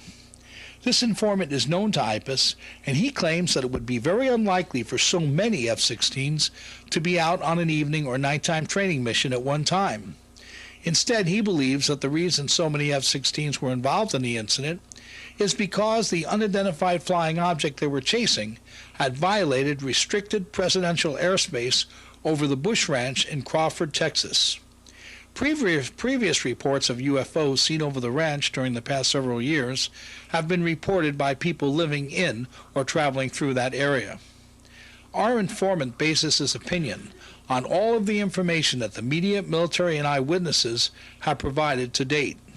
He points out that a previous email from a private pilot to IPAS, that's Jim, mentioned that he was approaching Erath County airspace when the events of January 8, 2008 took place from the south and saw an object and jets in front of him indicating that they were approaching from the area from the same direction. President Bush's Crawford Ranch is south and just slightly east of Stephenville. As a UFO investigator, I can tell you that commonality of evidence and experience is a valuable tool when investigating any UFO case. The Stephenville UFO sightings, eyewitness testimony, and videos are not unique and have all the attributes of other sightings, eyewitness reports, and photographic evidence. Stephenville, Texas is a farm town where when the sun goes down at night, the stars light up in the sky. And last week, witnesses claimed they saw something hovering hundreds of feet above the ground, and they say they saw fighter jets, F-16s, chasing these mysterious objects. What gives? Pete Hardinger is the director of the Round Town UFO Society. He's in Circleville, Ohio. Sir, good morning to you. Hello there. You did not witness what's described in Texas, but if I told you the following, that they say it was a mile long and a half-mile wide, it was, quote, positively, absolutely, nothing from these parts. What would you say? Well, I'd have to decide it was an unidentified flying object. Then we're supposed to have some MUFON investigators go to Stephenville and investigate. I've been a member of the Mutual UFO Network for several years. So you're going to go down there and check it out? No, not myself. We have investigators in every state in the country.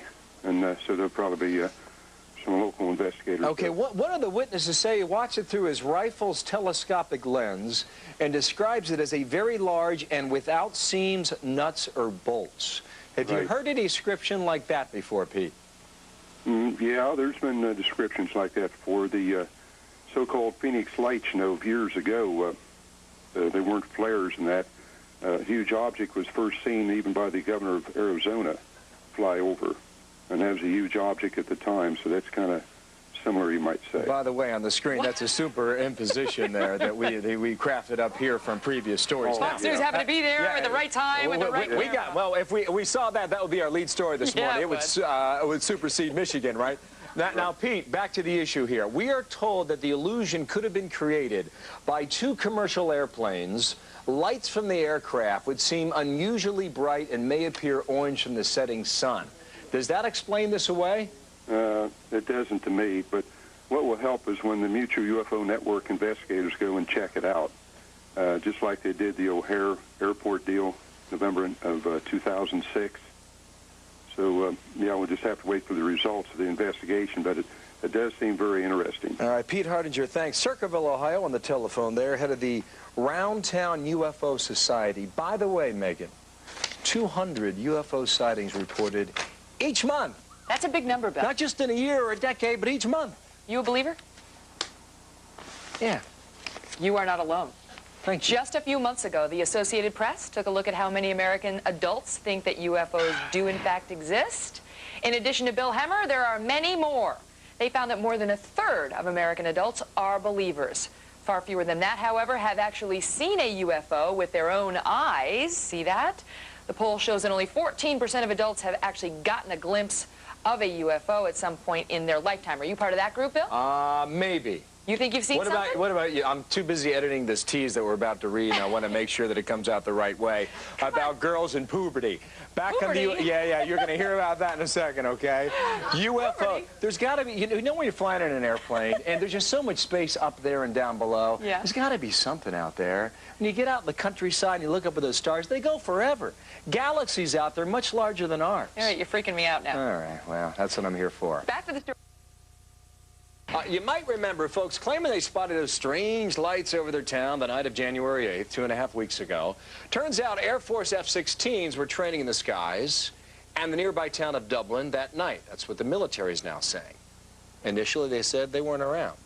New amateur videotape released. Oh, really? On your screen, which believers still say supports their claim. Does that look like an F-16 to you? I don't know. Listen here. Changed shapes basically before our eyes when we was watching it and disappeared. So it probably has the ability to do what it pleases. Well, the man who shot the tape doesn't want to be identified. That's a problem.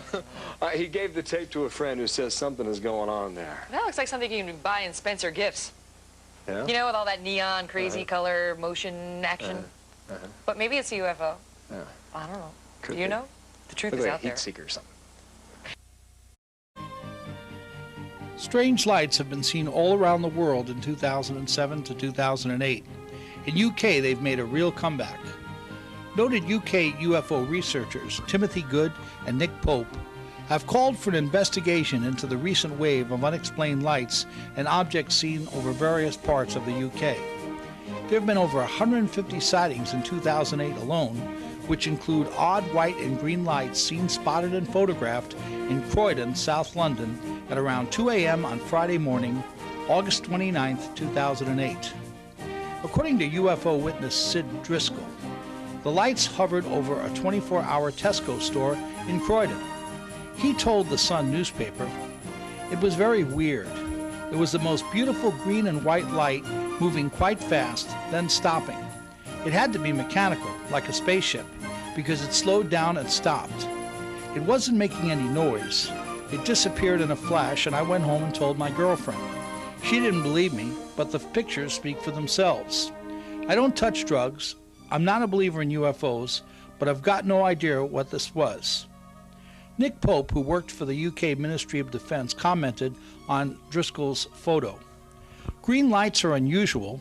It rules out the so-called Chinese lantern theory that accounted for some recent UFO sightings in the UK. The images and description of the movement doesn't fit a list of things frequently reported as UFOs. Aircraft lights, meteorites, satellites. This is a genuine mystery. There have been more than a few other sightings in the Croydon area, and in fact most of the UK during 2008.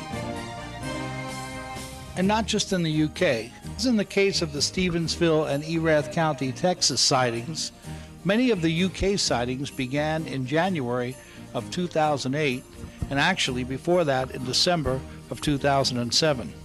For example, Antonella Zari reports in the January 4th, 2008 edition of the Sun newspaper from the UK.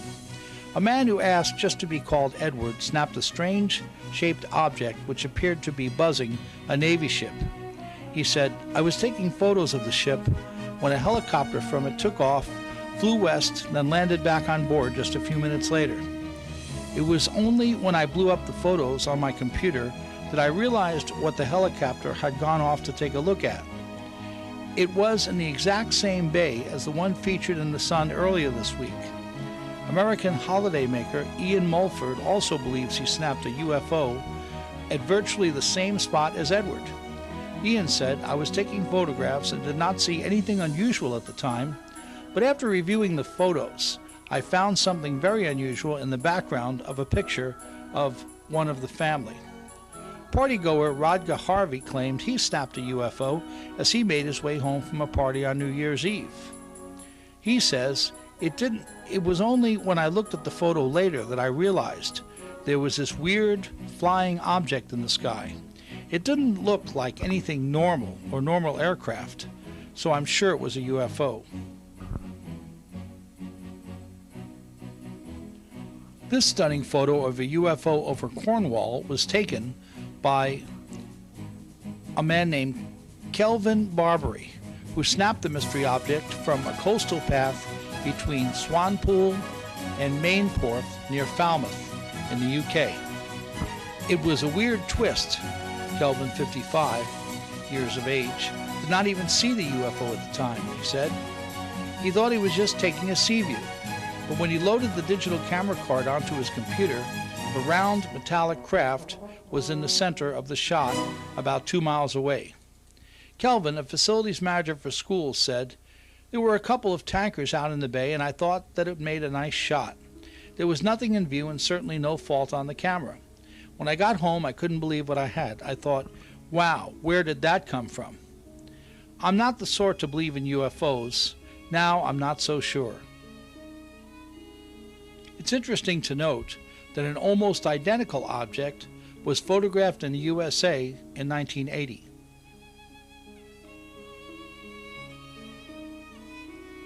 On June 7 to 8, 2008, a number of unusual incidents began involving UFOs.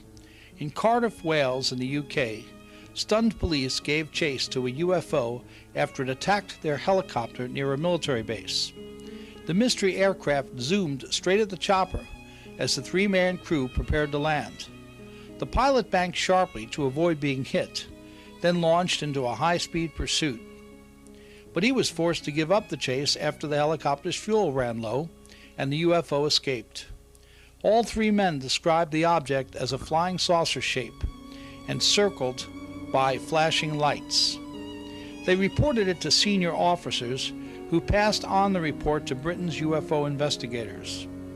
The incident happened as a helicopter was returning to the Ministry of Defence's St. Athan base near Cardiff in Wales, where it was stationed. The chopper was at about 500 feet and waiting to land when the crew saw the UFO speeding towards them from below. A source said it closed in at great speed, aiming straight at the helicopter. The chopper had to swerve sharply to avoid being hit. The guys said that if they'd stayed where they were, they'd be dead. It would have been a direct hit. They were convinced it was a UFO. It sounds far-fetched, but they know what they saw. These guys are hardened professionals, and no people will take the mickey, but they certainly saw a UFO. The source added, after the near collision, they decided to follow it to find out what the hell it was. They belted across the Bristol Channel in pursuit, but it was too quick. They got to the North Devon coast and had to return back because they were running low on fuel. The chopper is crammed with high-tech cameras and surveillance gear, but the UFO somehow avoided being caught on film. Strangely, the crew could not see the craft with night vision goggles, but all said it was clearly visible to the naked eye on the night of June 7th. South Wales Police said last night, "We can confirm the Air Support Unit sighted an unusual aircraft." This was reported to the relevant authorities for their investigation. The Ministry of Defense, which usually investigates UFO sightings, said, "We've heard nothing about this, but it is certainly not advisable for police helicopters to go chasing what they think are UFOs." Hundreds of UFO sightings over Wales were reported after this event, after the mystery craft threatened a police helicopter. The Sun newspaper, for example, was bombarded with calls from readers who also said that the UFO on the same night as a chopper drama in Cardiff. And the mystery deepened as experts revealed airline pilots have spotted hundreds of UFOs over the nearby Bristol Channel between 2007 and 2008. The Sun revealed that the helicopter's three-man crew took evasive action to avoid being rammed by the UFO, then chased it to North Devon before giving it up as fuel ran low. Dawn Williams, 45, feared an Independence Day-style alien invasion when she spotted a sinister shape in the sky near Aberdare Country Park hours later on June 8th. She said it came over the horizon and was traveling for about a minute and a half before it vanished. It was circular and had a dome on top. It looked like a planet with rings. I didn't say anything at the time because I didn't think anyone would believe me. Cabaret duo Katie Cunningham and Russell Quinn said that a weird light in the sky followed them on the A5 near Shrewsbury an hour after the copper scare. Katie, 25 years old, said it was hovering. At first I thought it was a helicopter, but every time I changed direction, it was in the same place. It disappeared, then I got a bit freaked out when the light came back and close enough for us to see it was saucer-shaped with lights which flashed from one end to the other in a chain. It looked like no plane or aircraft I've ever seen, she said. It finally zoomed off like a shooting star after an hour. Katie's description of the UFO matches one given by the helicopter pilots and policemen. Expert David Coggins, who studied UFOs for almost 30 years, revealed, "I'm told that in the past 3 months, airline pilots have been reporting at least 2 to 3 encounters a week with UFOs over the Bristol Channel. Many of them have rational explanations, but the probability is that at least 15 to 20% cannot be identified." Later in June of 2008, these other sightings occurred. A dog walker saw a UFO. A Tamworth woman claimed to have witnessed a UFO as she walked her dog in Broomsgrove. Bonnie Lewis, aged 29, was with her boyfriend, Colin Middlemore, when she saw the strange cylinder shapes overhead at around 10 p.m. on Friday, June 20th, 2008. She said, "I ignored them thinking they were satellites. But when it was closer, it was clear they were not. I'm not into sci-fi, but they were not from planet Earth." And then there was the infamous soldier sighting.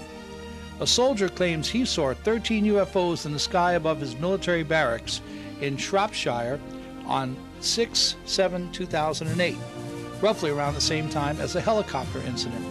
Corporal Mark Porter was among 3 soldiers who spotted the objects while out on night patrol. He filmed them on his mobile phone and reported the close encounter to the Army's top brass.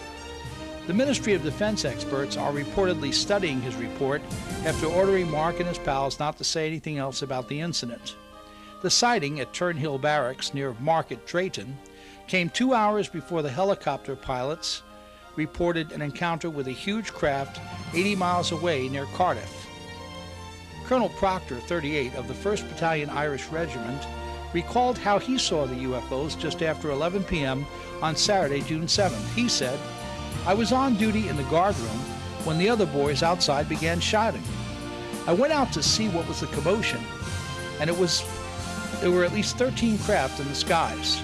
They were zigzagging, but I filmed 2 before they vanished. They were rotating like cubes with multiple colors. I made a full report to my commanding officers and gave them my footage. The other lads were as amazed as I was." The Ministry of Defense spokesman said, "We deal with any UFO sightings to see if there was a military threat." By the end of June, the UFO encounters were being blamed on Chinese lanterns. But what's the truth? A clerk at the Turnhill Hall Hotel told UK newspapers that the launch of Chinese lanterns for a wedding reception was behind the mass sighting of UFOs by soldiers and civilians on June 7, 2008. However, some experts disagree. Even if the lanterns were released as claimed, they would have been too small to account for the objects that were witnessed, photographed, and filmed. Mark Hanley, a British UFO researcher, says that he has investigated many cases involving the release of Chinese lanterns. These objects are easily identified, Hanley says. The size, colors, and shape of the objects from the Turnhill Hotel do not match what people described or photograph. Lanterns burn up after a short time and do not behave in the manner described by witnesses of the UFOs observed on June 7th. The hotel told me that they announced the release of lanterns in advance to avoid complaints from residents and local business people that they're a distraction and may cause fires. Hanley claims that the hotel has been cited by local fire authorities on previous occasions because of the release of the lanterns without previous notification. Hanley's statements were at odds with those of Stuart Willett, the manager of the Turnhill Hall Hotel. Willett says, "We've had inquiries from residents before, but it's the first time it's been classed as a UFO." He claims that the hotel has not previously announced the release of Chinese lanterns, but Anna Musgrave disagrees. She's a local resident and owner of a business that's near the hotel. According to several UK newspapers, Anna said, "I had one of these lanterns land on my property prior to this incident, and the blank thing caused damage. The hotel staff told us they would be launching those things, but there was still damage, and I complained to the authorities." Whether or not the hotel was responsible for the June 7, 2008 sightings is a question that literally remains up in the air. However, that's not the only sighting that people are trying to debunk.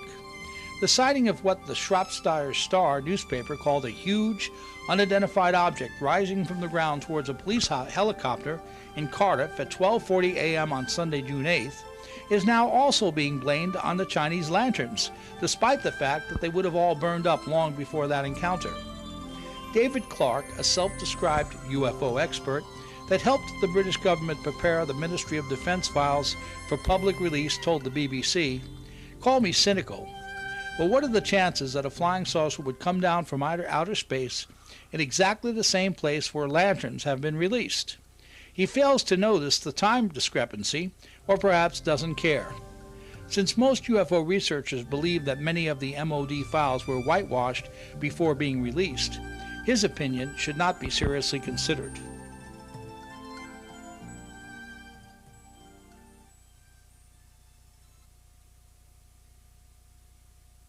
The helicopter crew involved in the UFO incident made it clear that the object they saw with their eyes could not be seen with night vision goggles.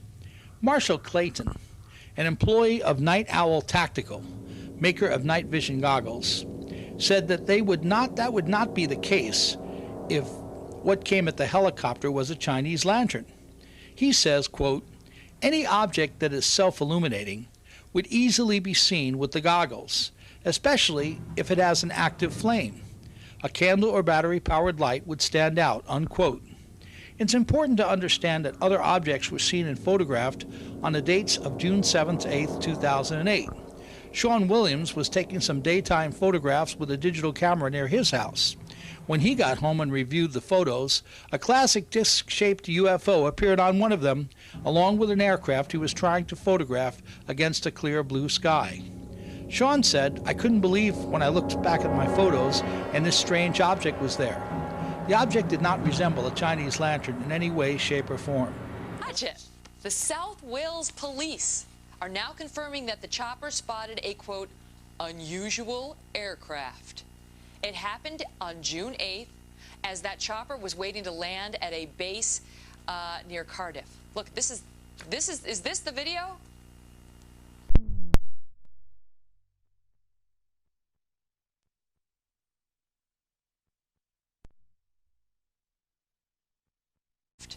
It happened on June 8th as that chopper was waiting to land at a base near Cardiff. Look, is this the video? Yes, this is the actual video. Now we're hearing that Japanese lanterns, glowing globes that float up in the air, were launched at a nearby party and may have been our unidentified objects, but do Japanese lanterns fly through the air at such velocity, Bill? You know, they're moving along pretty good clip. I think inquiring minds want to know, and I think...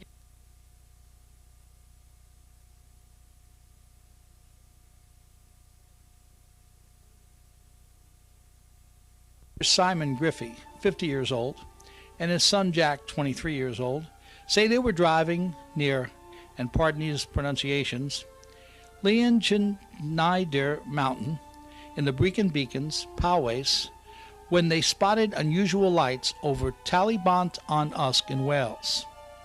The incident took place on June 12, 2008, at around 11:40 p.m. at night, and Jack took a cell phone photograph of the lights. It would have been impossible for the lanterns released on June 7, 2008, to account for these lights because they would have all burned out and crashed to the earth by that time. Dr. Griffey, a psychologist at Cardiff University, told UK newspapers, "There were 7 lights, and having read the description from the soldiers in Shropshire, there are some similarities. They were the same sort of color and the same spherical shape that they reported. I know I wasn't seeing things because Jack saw exactly the same thing that I did, and 2 other cars pulled over to look. There was no noise whatsoever. It was a bit eerie. I've driven over this mountain for 17 years and have never seen anything like it." When confronted with the Chinese lanterns theory, Dr. Griffey stated, "The police helicopter crew said they failed to record the sighting on their equipment. The psychologist noted the same thing that I pointed out when the lanterns theory was put forth a few days ago, that they should have shown up on the police helicopter's camera equipment, or at least the pilot's night vision goggles." Or his own son's photo only captured 3 of 7 objects that he was trying to photograph.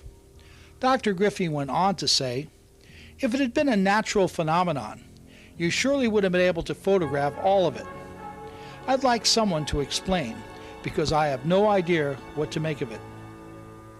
The location of the June 12th sighting lies directly between the locations of the June 7th to 8th Turnhills Barracks and the St. Athan police helicopter incidents. If someone were to explain this sighting using the Chinese lanterns released on June 7th, they'd have to explain how these lanterns managed to stay lighted and airborne for days after they were released. And there is still the problem of the daylight sighting of a classic disc-shaped object on June 7th by Sean Williams. Williams, a 12-year-old, photographed a classic flying saucer while taking pictures of an airplane.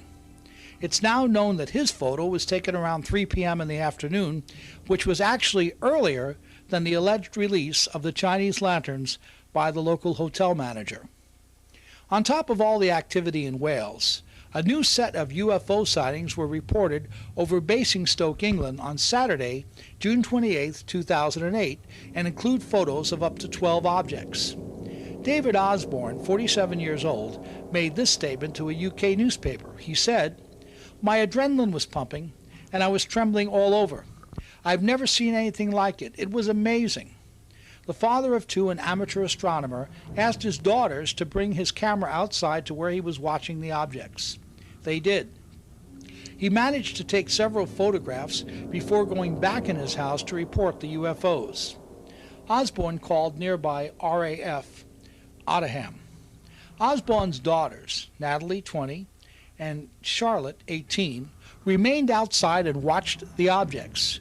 Charlotte said, "There were about 12 of these orange-colored spherical objects. I thought, oh my God, what the hell is that?" They were changing formation in the sky for about half an hour. Natalie, a university student, was equally impressed and said, "Chinook helicopters regularly fly over, but these were silent. It's scary." The Osbornes were not the only Basingstoke UFO witnesses. Reg Lockyer, 47, claimed he saw up to 20 of them and told a local newspaper, "I thought it was absolutely a fleet of UFOs."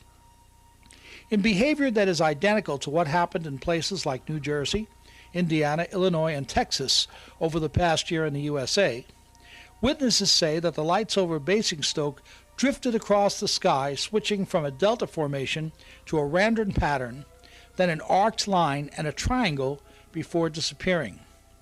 David Osborne said, "They weren't moving fast enough for a satellite and were not hovering, not being blown about by the wing. They were actually hovering, and were not being blown about by the wind." Basingstoke is located in Hampshire, southeast England. It's about 48 miles southwest of London. With a population of over 80,000 people, it's nowhere near the Welsh towns where the June 7th and 8th UFO sightings occurred. But like many areas in England, this town has been the site of multiple UFO sightings over the years, and, along with the observation of strange objects in the sky, has been a place where strange creatures have been spotted on the ground.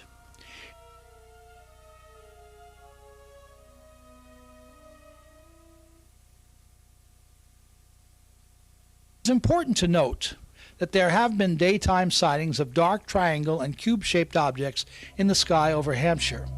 These have proven to be solar balloons and are not self-illuminated. They don't act like the lights that formed into a triangle.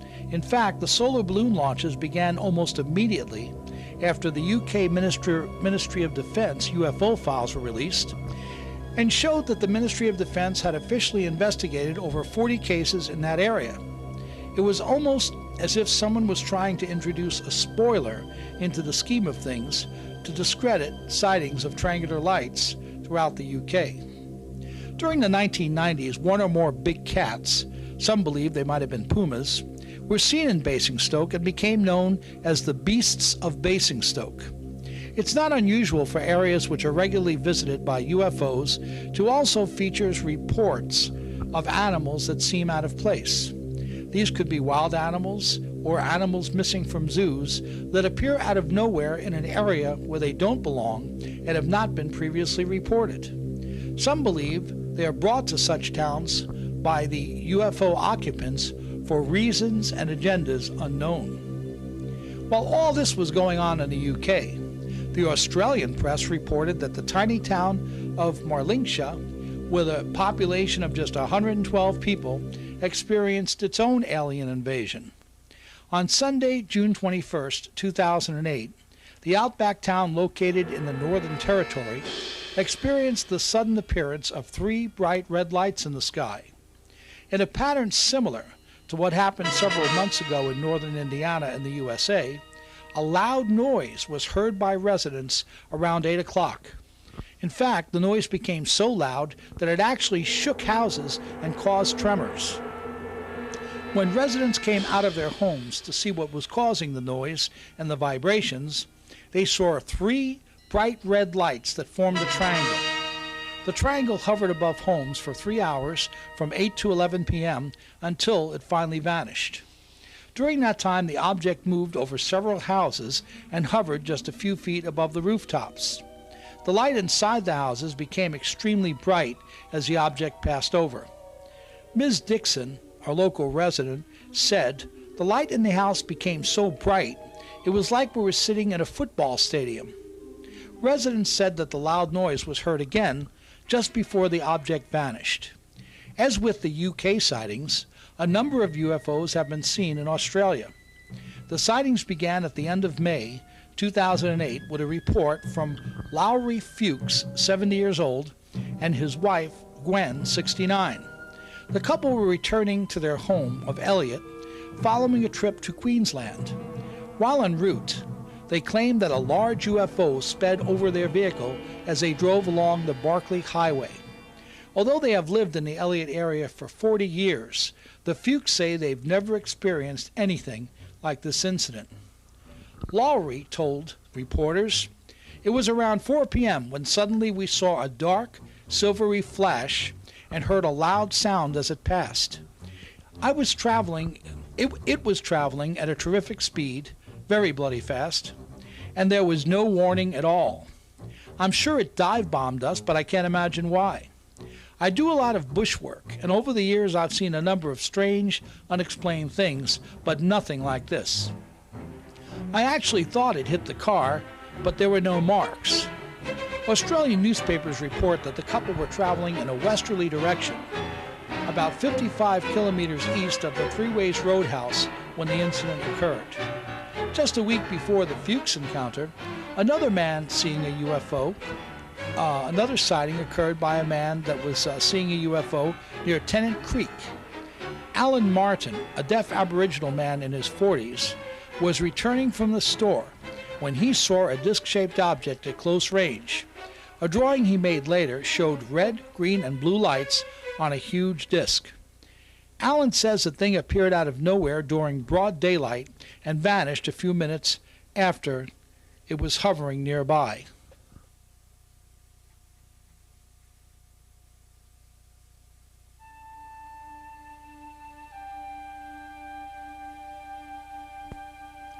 With all the sightings in the UK, it's not unusual that I would receive a number of emails from that area, but one of them didn't really have anything to do with the recent UK sightings. Instead, it had more to do with a very old photograph. Here's what the person who sent me the emails, Jillian from the Kingdom of Bahrain, says. Hello, one of my favorite hobbies is collecting antique photos, particularly from the Middle East, as I've been living in Bahrain since 1980 and have a keen interest in all archaeological sites. Bahrain itself has a very long history dating back to the ancient times of Delman, the land of the living, where one can find the largest ancient necropolises in the world. These burial mounds are dated back to 2500 BC. I thought you might be interested in taking a look at one photo in particular, as it's so clear. The shot was taken in 1932 in Iraq over the ruins of Babylon. Towards the top part of the photo, nearest to the right side, is an object which on closer inspection looks like a flying disc. The photographer at the time was clearly not aware of the anomaly in the picture.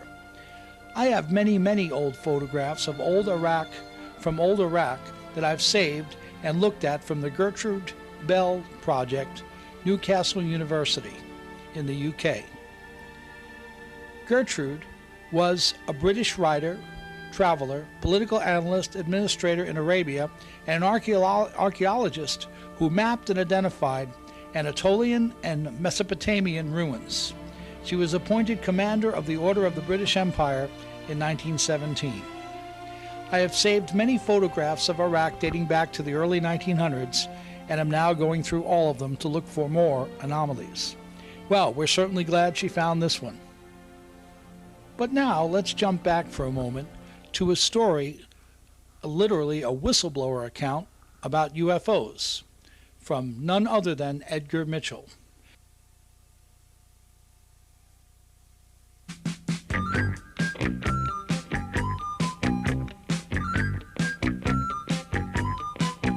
There's this crazy little shack beyond the tracks,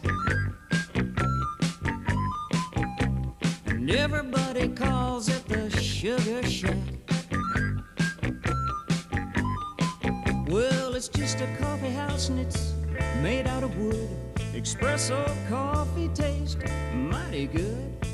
That's not the reason why I've gotta get back up to that Sugar Shack.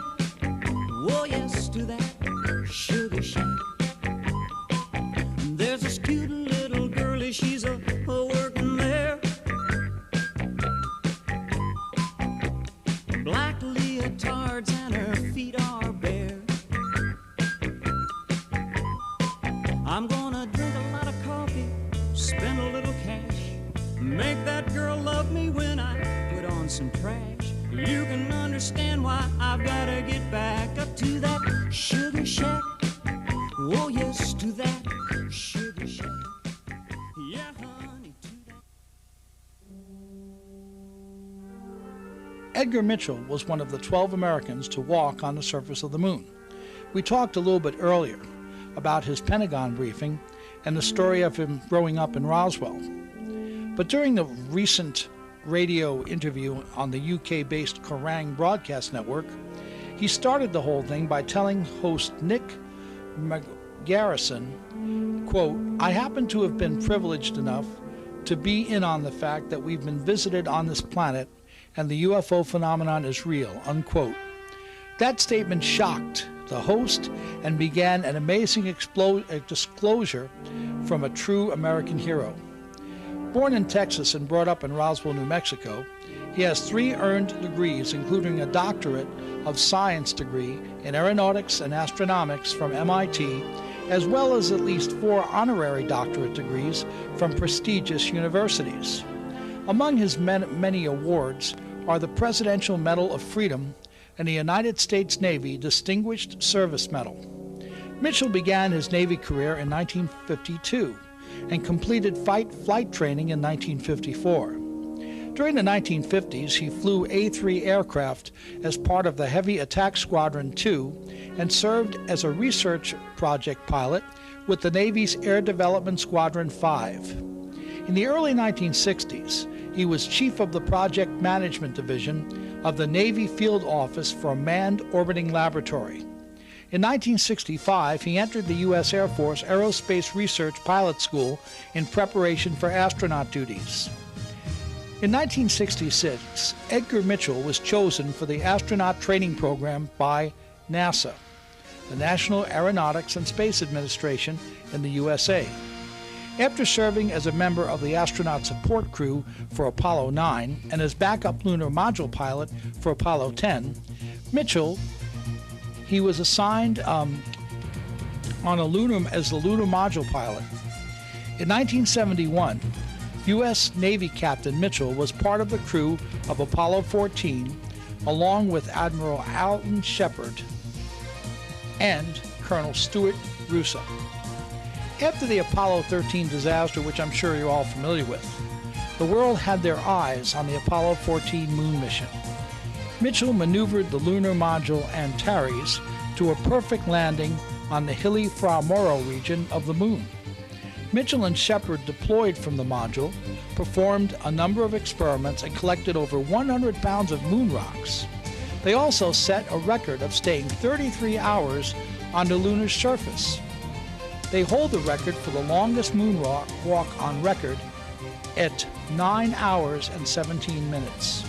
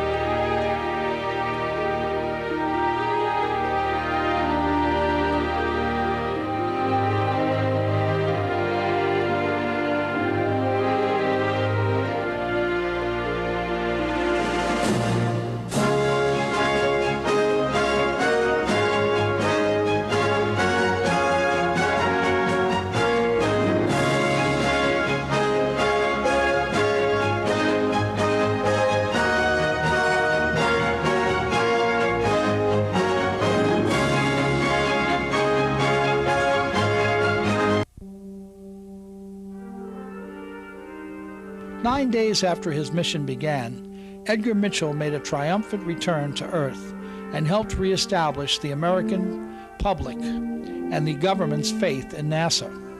He retired from NASA and the U.S. Navy in 1972. Since that time, Mitchell's been active as an author and speaker on many subjects, including space exploration, the nature of consciousness, and powers of the mind. Now 77 years old, the sixth man to walk on the surface of the moon told a stunned radio audience that aliens from other worlds have contacted humans and that governments have purposely covered up what they've learned about these entities. Mitchell describes the beings as, quote, little people who look strange to us, unquote. He says that the traditional description of creatures with a small body frame, large eyes, and oversized head is accurate. Speaking about the cover-up, Mitchell told radio host Nick McGarrison, quote, "It's been well covered up by all our governments for the past 60 years or so, but slowly it's leaked out, and some of us have been privileged to have been briefed on some of it. I've been in military and intelligence circles who know that beneath the surface of what has been public knowledge, yes, we have been visited. Reading the papers recently, it seems to be happening quite a bit." Responding to a question about disclosure by McGarrison, Mitchell said, quote, "This is really starting to open up. I think we're headed for real disclosure, and some serious organizations are moving in that direction," unquote. Well, all except for NASA. Despite what Mitchell did for them, a spokesperson for the National Aeronautics and Space Administration responded to his comments by simply saying, "NASA does not track UFOs. NASA is not involved in any sort of cover-up about alien life on this planet or elsewhere in the universe. Dr. Mitchell is a great American, but we do not share his opinion on this issue," unquote. It came as no surprise that what other government agencies have described as the most deceptive organization in the United States government, namely NASA, should turn on Mitchell as soon as he tried to tell the truth about UFOs and aliens.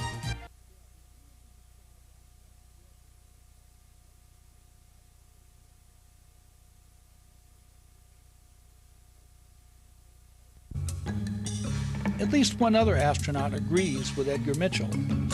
Anyone that has been around paranormal circles for almost any length of time has heard of astronaut Clark C. McClelland.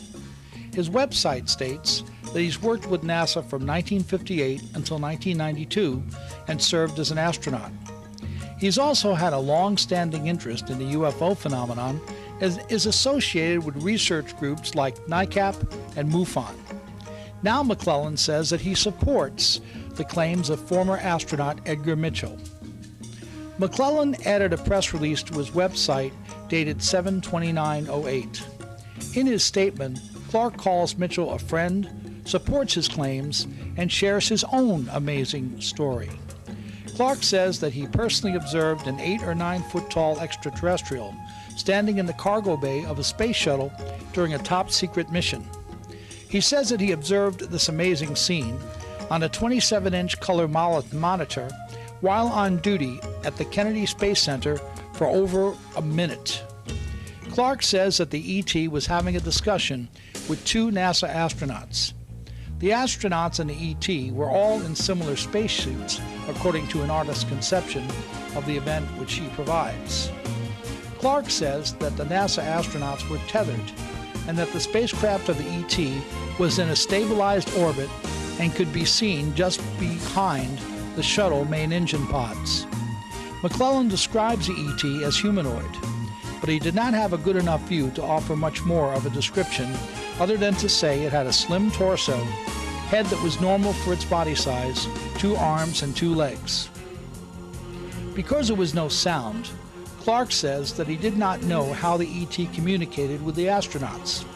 He does point out that he believes there was some sort of communication device on the right side of its helmet, and that the being moved its arms a lot. A colleague later told McClelland that he had also observed the ET inside the space shuttle cabin on another mission. Clark points out that both of these missions were top secret Department of Defense encounters. Is it any wonder that we don't even believe astronauts when they tell us stories about UFOs, when the government consistently and continually covers up information about events surrounding their visits to the Earth? On May 14, 2008, an oval object with a turquoise glow fell out of the sky at around 3 o'clock in the morning and crashed west of the Colorado River near Needles, California.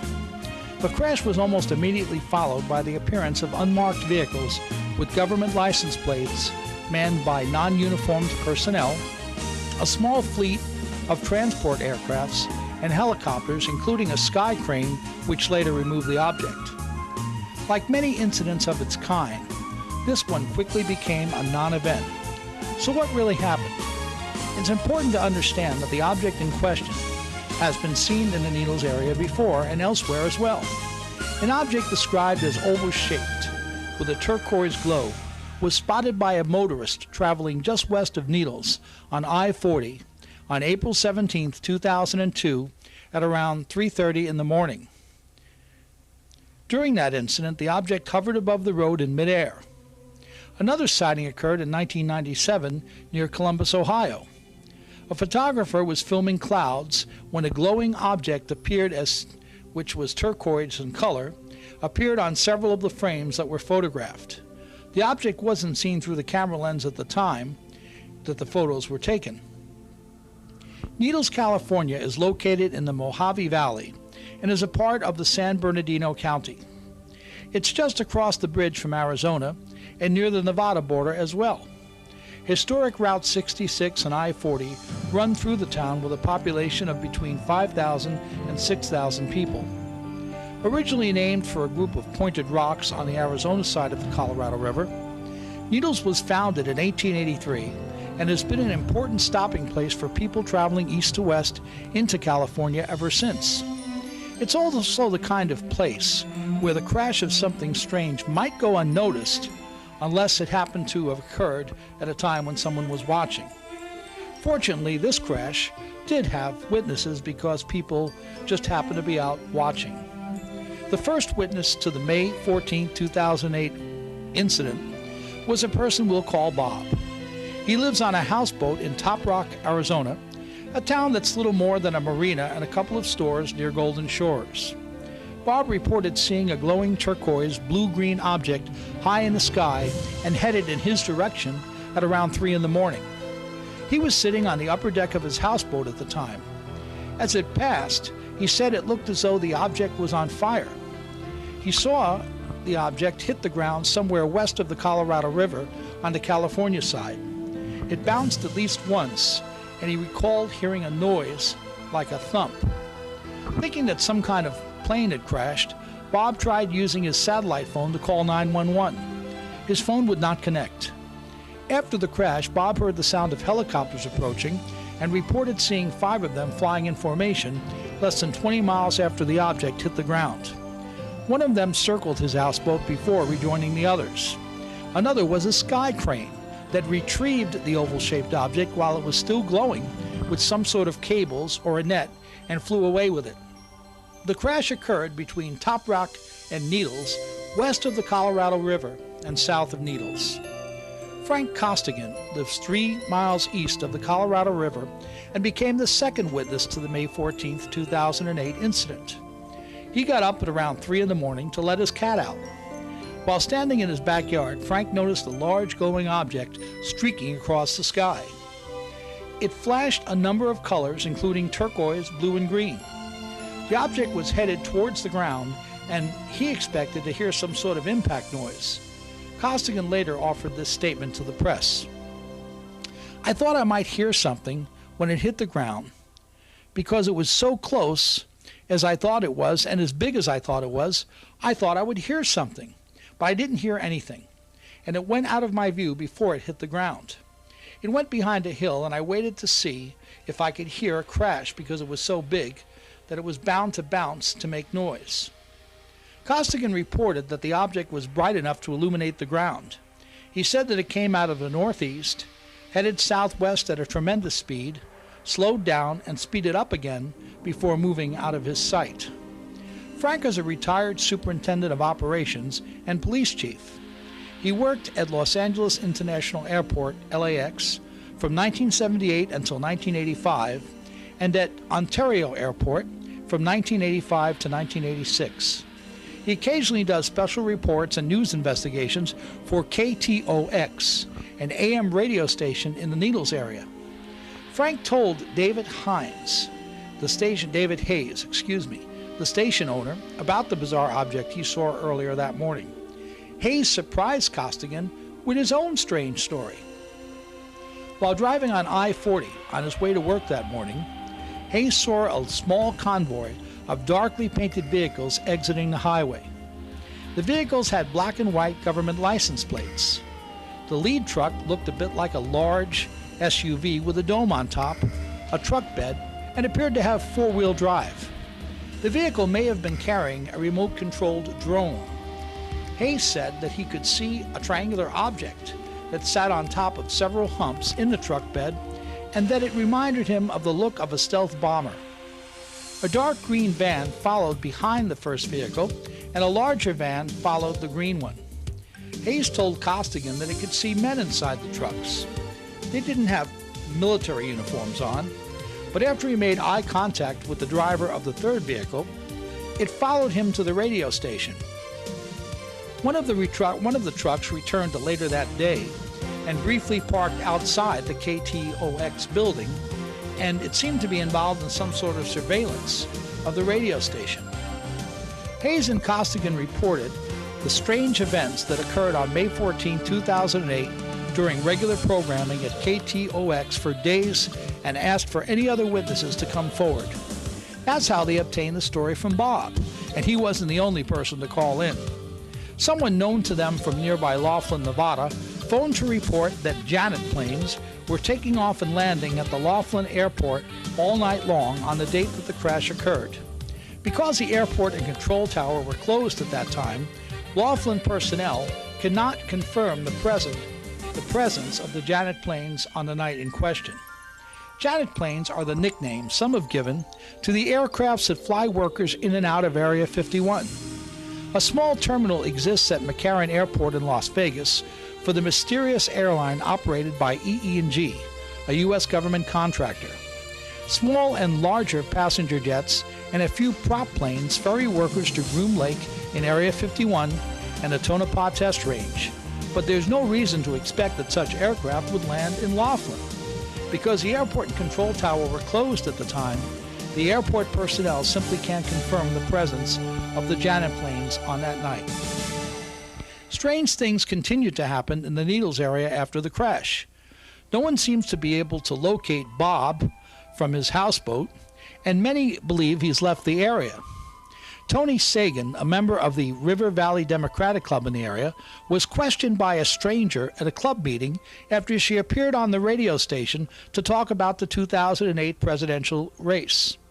The man wanted to know if she heard any off-air conversations between David Hayes and a witness to the crash he had on the phone in a call-in.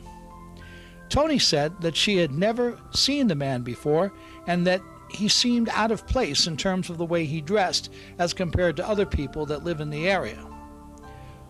Although a public record shows that at least one military helicopter was in the area on the night of the crash, there were no police, emergency, military, or government agencies willing to offer any comments about the incident. Noted journalist George Knapp and members of the Channel 8 CBS network TV affiliate in Las Vegas investigative team say that they've contacted police agencies in 3 states, the Laughlin Airport, the Weather Service, the FAA, and several military bases asking for any kind of statement about the incident. All of them claim they know nothing about the crash. Based on the description of the object and the circumstances surrounding its retrieval, it's doubtful that the thing was a meteorite. It could have been space junk, but the fact that it changed speed and seemed to be under some kind of intelligent control makes that unlikely. It's possible that the object could have been some type of experimental U.S. aircraft, but given the descriptions that have been offered, it seems a bit beyond what even the best secret aircraft prognosticators have predicted we currently have available. 2 possibilities remain that might have explained what happened in the Needles area on May 14, 2008. One is that a UFO or spacecraft of unknown origin was tracked by government authorities to the point where it made contact with the Earth.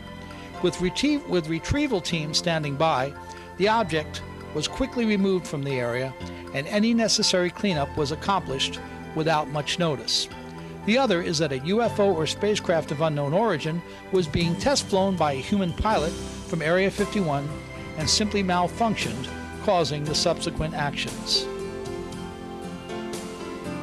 When UFO crashes and the government retrieves them, what happens to them? Well, it turns out that someone very famous may have took part in the research or reverse engineering of just such a craft. Did Howard Hughes ever get a chance to view a captured or crashed UFO and its occupants? I've long pondered this question, and there may now be an answer to it. According to a former employee of Hughes Aircraft, he did. The visit allegedly occurred not long after the crash of an alien spacecraft near Roswell, New Mexico in 1947. Now, you may think this story belongs in the Believe It or Not file, and you may be right, but I feel compelled to pass it on to you anyway. After a recent radio guest spot on Coast to Coast, I received an email from a person that claimed to be the daughter of a former Hughes Aircraft employee. Having grown up on Long Island, where many government contractors are located, I'm somewhat familiar with that part of the aircraft industry and have known many people that have worked on various government contracts over the years. That helped me make the decision to write this article and to tell this story. Linda is a retired teacher. She taught in public and private schools for over 30 years and has emailed me an impressive array of diplomas and certifications. She also emailed me a few photos and some paperwork that verifies the fact that her father probably worked for Howard Hughes, the elusive billionaire. Because she asked for anonymity, I can't say much more about her or divulge where she currently lives at this time, although I have encouraged her to come forward at some point and tell her own story in her own words. Linda says that her father was involved with Hughes Aircraft as early as 1942, but the time frame that concerns this story is the year 1947. It was during the summer of that year that Howard Hughes was obsessed with getting his oversized wooden seaplane nicknamed the Spruce Goose ready for a test flight. Officially known as the H-4 Hercules, the aircraft flew only once on November 2, 1947. The amount of time and work that went into getting the Hercules ready for that flight was unbelievable. Her father worked closely with Hughes during the Hercules project and later became a full-time employee of Hughes Aircraft. The two men met after he was referred to Hughes by a mutual acquaintance just after the USA declared war on the Axis powers and entered World War II. Linda told me that Hughes used her dad as a problem solver. He had a knack for being able to look at most any mechanical problem and quickly suggest a practical solution. He also had the kind of temperament that allowed him to work with the eccentric billionaire. Hughes was besieged with a number of problems during the summer of 1947, including a U.S. Senate inquiry into the way he managed funds for the Hercules and XF-11 photo reconnaissance aircraft projects. Linda says that shortly after he testified at the Senate hearings, Howard Hughes returned to oversee work on the Hercules and spoke to her father about his possible involvement in an important government project. She says, "My father and I frequently spoke on the phone during the early 1970s. We were very close and often bounced ideas off of one another. I don't recall the exact date, but I phoned to ask Dad some questions about one thing or another, and the subject of Howard Hughes came up. Hughes' face was constantly on the cover of most of the supermarket tabloids during that time, and we began talking about the National Enquirer and how they kept hounding him, namely Howard Hughes. Linda's father scolded her for wasting her money on the National Enquirer, but she said that her mother also purchased the tabloid. My mother thought it was amusing that the bogus stories about Howard almost always appeared on the same page as their standing reward for proof that UFOs and aliens existed," Linda continued. "Dad told me that Howard Hughes could have claimed that reward if he needed the money and laughed about the fact that he didn't. When I asked him what he meant by that, he told me the story." According to Linda, Howard Hughes and her father were not friends, and her father would probably not have been considered a part of Hughes' inner circle if such a thing existed. However, he did spend a lot of time with Hughes during the Hercules project, and the two had a casual working relationship as long as her father delivered the goods. She told me that her father said he was busy brainstorming with some engineers when Hughes summoned him into an empty office. Hughes had a kind of inquisitively stern look on his face, and that usually meant that he wanted some advice on how to solve a problem or was about to start a new project. Howard stepped out from the door to the office but didn't close it. There was enough noise outside of the office so that no one could hear their conversation anyway. Howard sat down on a stool near the window. Linda's father stepped over to where he was sitting and listened intently. Hughes hated repeating himself and despised people that were not good listeners. Hughes told her dad that he'd been contacted by a high-ranking member of the United States Armed Forces while he was in Washington, D.C. The billionaire was used to receiving unusual requests from the military.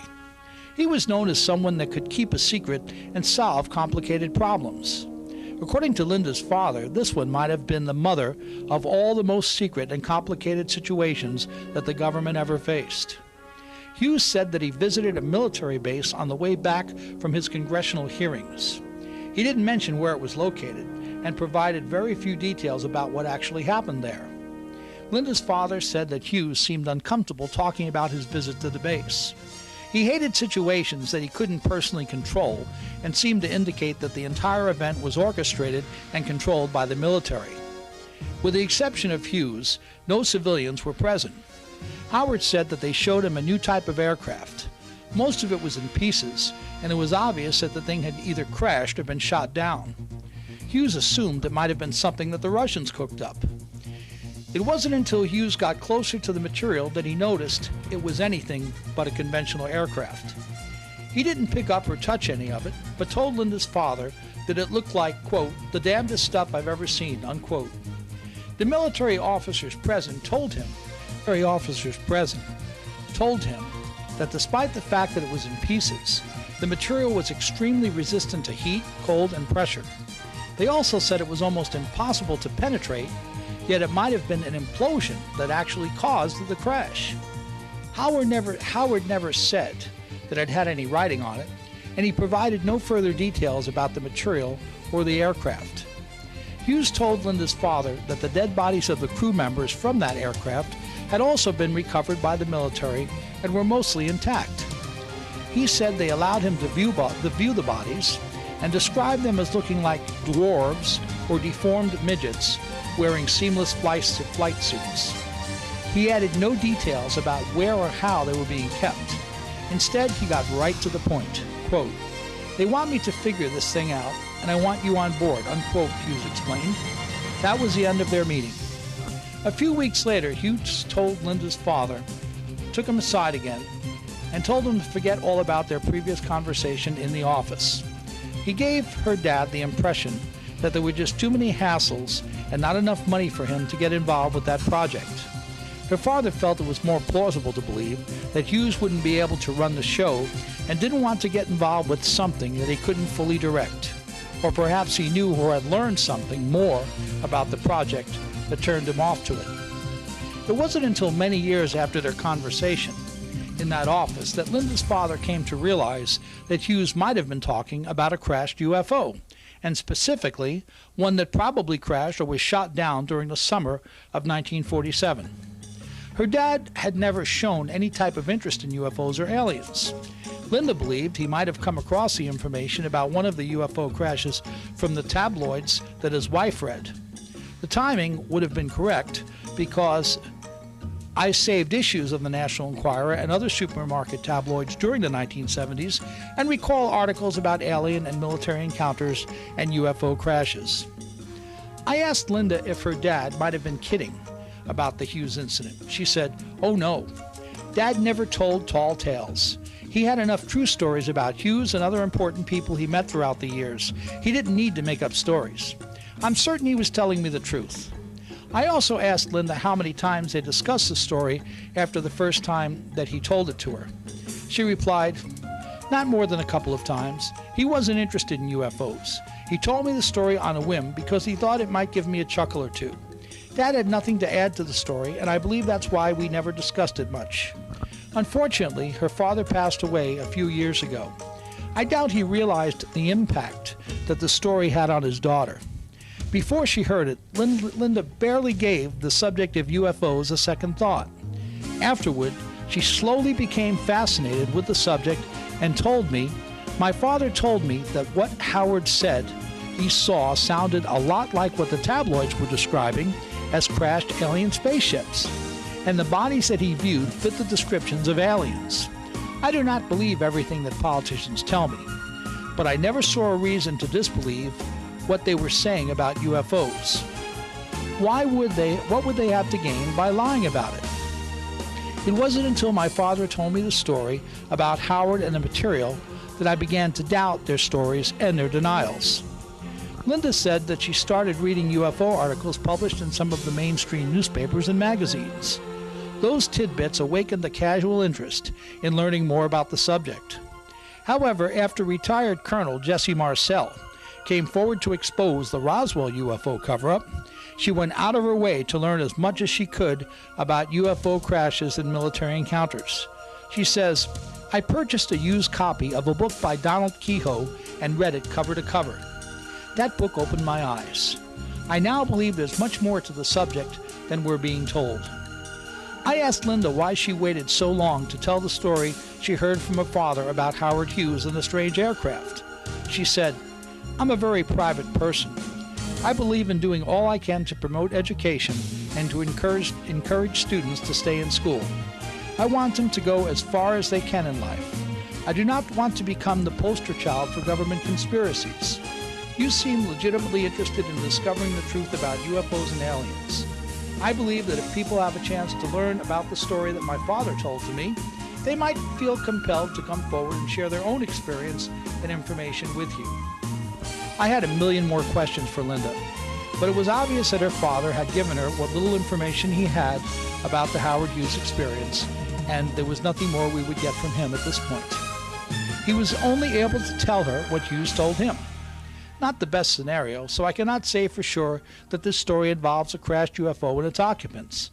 I can say that I believe Linda's dad heard a story about a strange aircraft and unusually tiny crew members from Howard Hughes, and that he told it to his daughter just the way he heard it, straight from the horse's mouth. I'd been researching Linda's story for about a week, and I'd spoken to her on the phone several occasions. With her permission, I recorded the calls and subjected them to a voice stress analysis using an inexpensive testing unit I purchased a few years ago. If accurate, the results indicate she was not being deceptive during our conversation. As an experienced UFO researcher, I was pleased that she cooperated with various requests I had for more information. That is almost always a good sign. Linda has emailed me enough documentation to make me believe that she is who she claims to be, and that her father was employed at Hughes Aircraft. The materials she provided indicate that he probably worked for Howard Hughes on specific projects as a consultant before he became a full-time employee. Because Hughes never actually told him that he saw an alien spacecraft, referred to the dead crew members as aliens, we have to fill in the blanks with some careful speculation. If Linda's story does anything, it proves that people are sitting on important information about UFOs because they still feel the political and social repercussions that can result from coming forward to share it. The blame for that may be placed on the doorstep of a news media that seems incapable of covering anything deeper than where politicians attend church or how old they are. They ignore real news and issues in favor of self-serving statements from government flunkies bent on forwarding an increasingly outdated and bogus agenda. After revealing the story about Linda, I received an interesting email from a gentleman named DJ in Arizona. He says, "In 1972, I was working at a government contractor printing company. We made blueprints and Mylar and circuit board mock-ups and large negatives for the Navy, Lockheed, Rocketdyne, Litton, and Hughes aircraft. We were located in Northridge, California. I worked the late shift and went to college in the day. One night I was folding a blueprint that was a wiring diagram that was very, very long. In the middle there was a box with block letters that read anti-gravity chamber or anti-gravity drive. I looked for the logo bug, and it was from Hughes Summa Corporation. I took the print back to the guy running the machine and showed it to him, and he started yelling at me. He said, "You never saw that. Put that back and forget you ever saw it. What are you trying to do, get us fired?" This old guy had a sign up on the wall behind us that said, "Eyes Only," and there was a rotating flashing light. This was to keep people away who worked there with no clearance. Now, I didn't have any clearance, but someone called corporate, and they were shorthanded, and I got to work on a bunch of stuff that I had no clearance to see. After I folded all the blueprints, we counted them and put them in a room-sized vault. So in 1972, I saw proof of our government working on anti-gravity something or another at least Hughes was working on it, and I know that to be true. I'm 58 years old. I was a computer animator for games and movies, and now I'm a teacher. UFOs didn't just stop crashing in 1947. According to officials at the state-run Vietnam News Agency, an unidentified flying object exploded at about 10 a.m. on May 27, 2008, over the northern part of Phu Quoc Island. Colonel Nguyen Van Quai, and I apologize for these pronunciations, a military commander on the island, was a source of the report, and no civilian, commercial, or military aircraft are said to be missing in that area of southern Vietnam or nearby Cambodia. The object that crashed was first seen in the skies over Cambodia, where officials said it appeared as, quote, a fire in the sky, unquote. The thing exploded shortly after that, and what was left of it crashed on Phu Quoc Island. Citizens of a commune on the island retrieved a piece of metal from the crash that they described as measuring 1 meter by about 60 centimeters. The metal is unusual looking and appears to have symbols engraved or stamped on it. Additional pieces of metal were recovered by members of the military and civilians. There are about 14 pieces in possession of the military command of Phu Quoc district.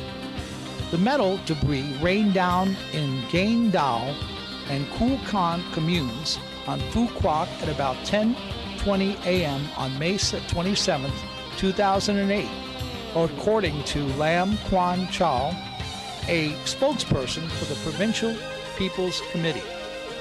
While it's entirely possible that the sightings and recovered material may have nothing to do with an alien spacecraft, the events surrounding this crash are similar to other incidents involving UFOs.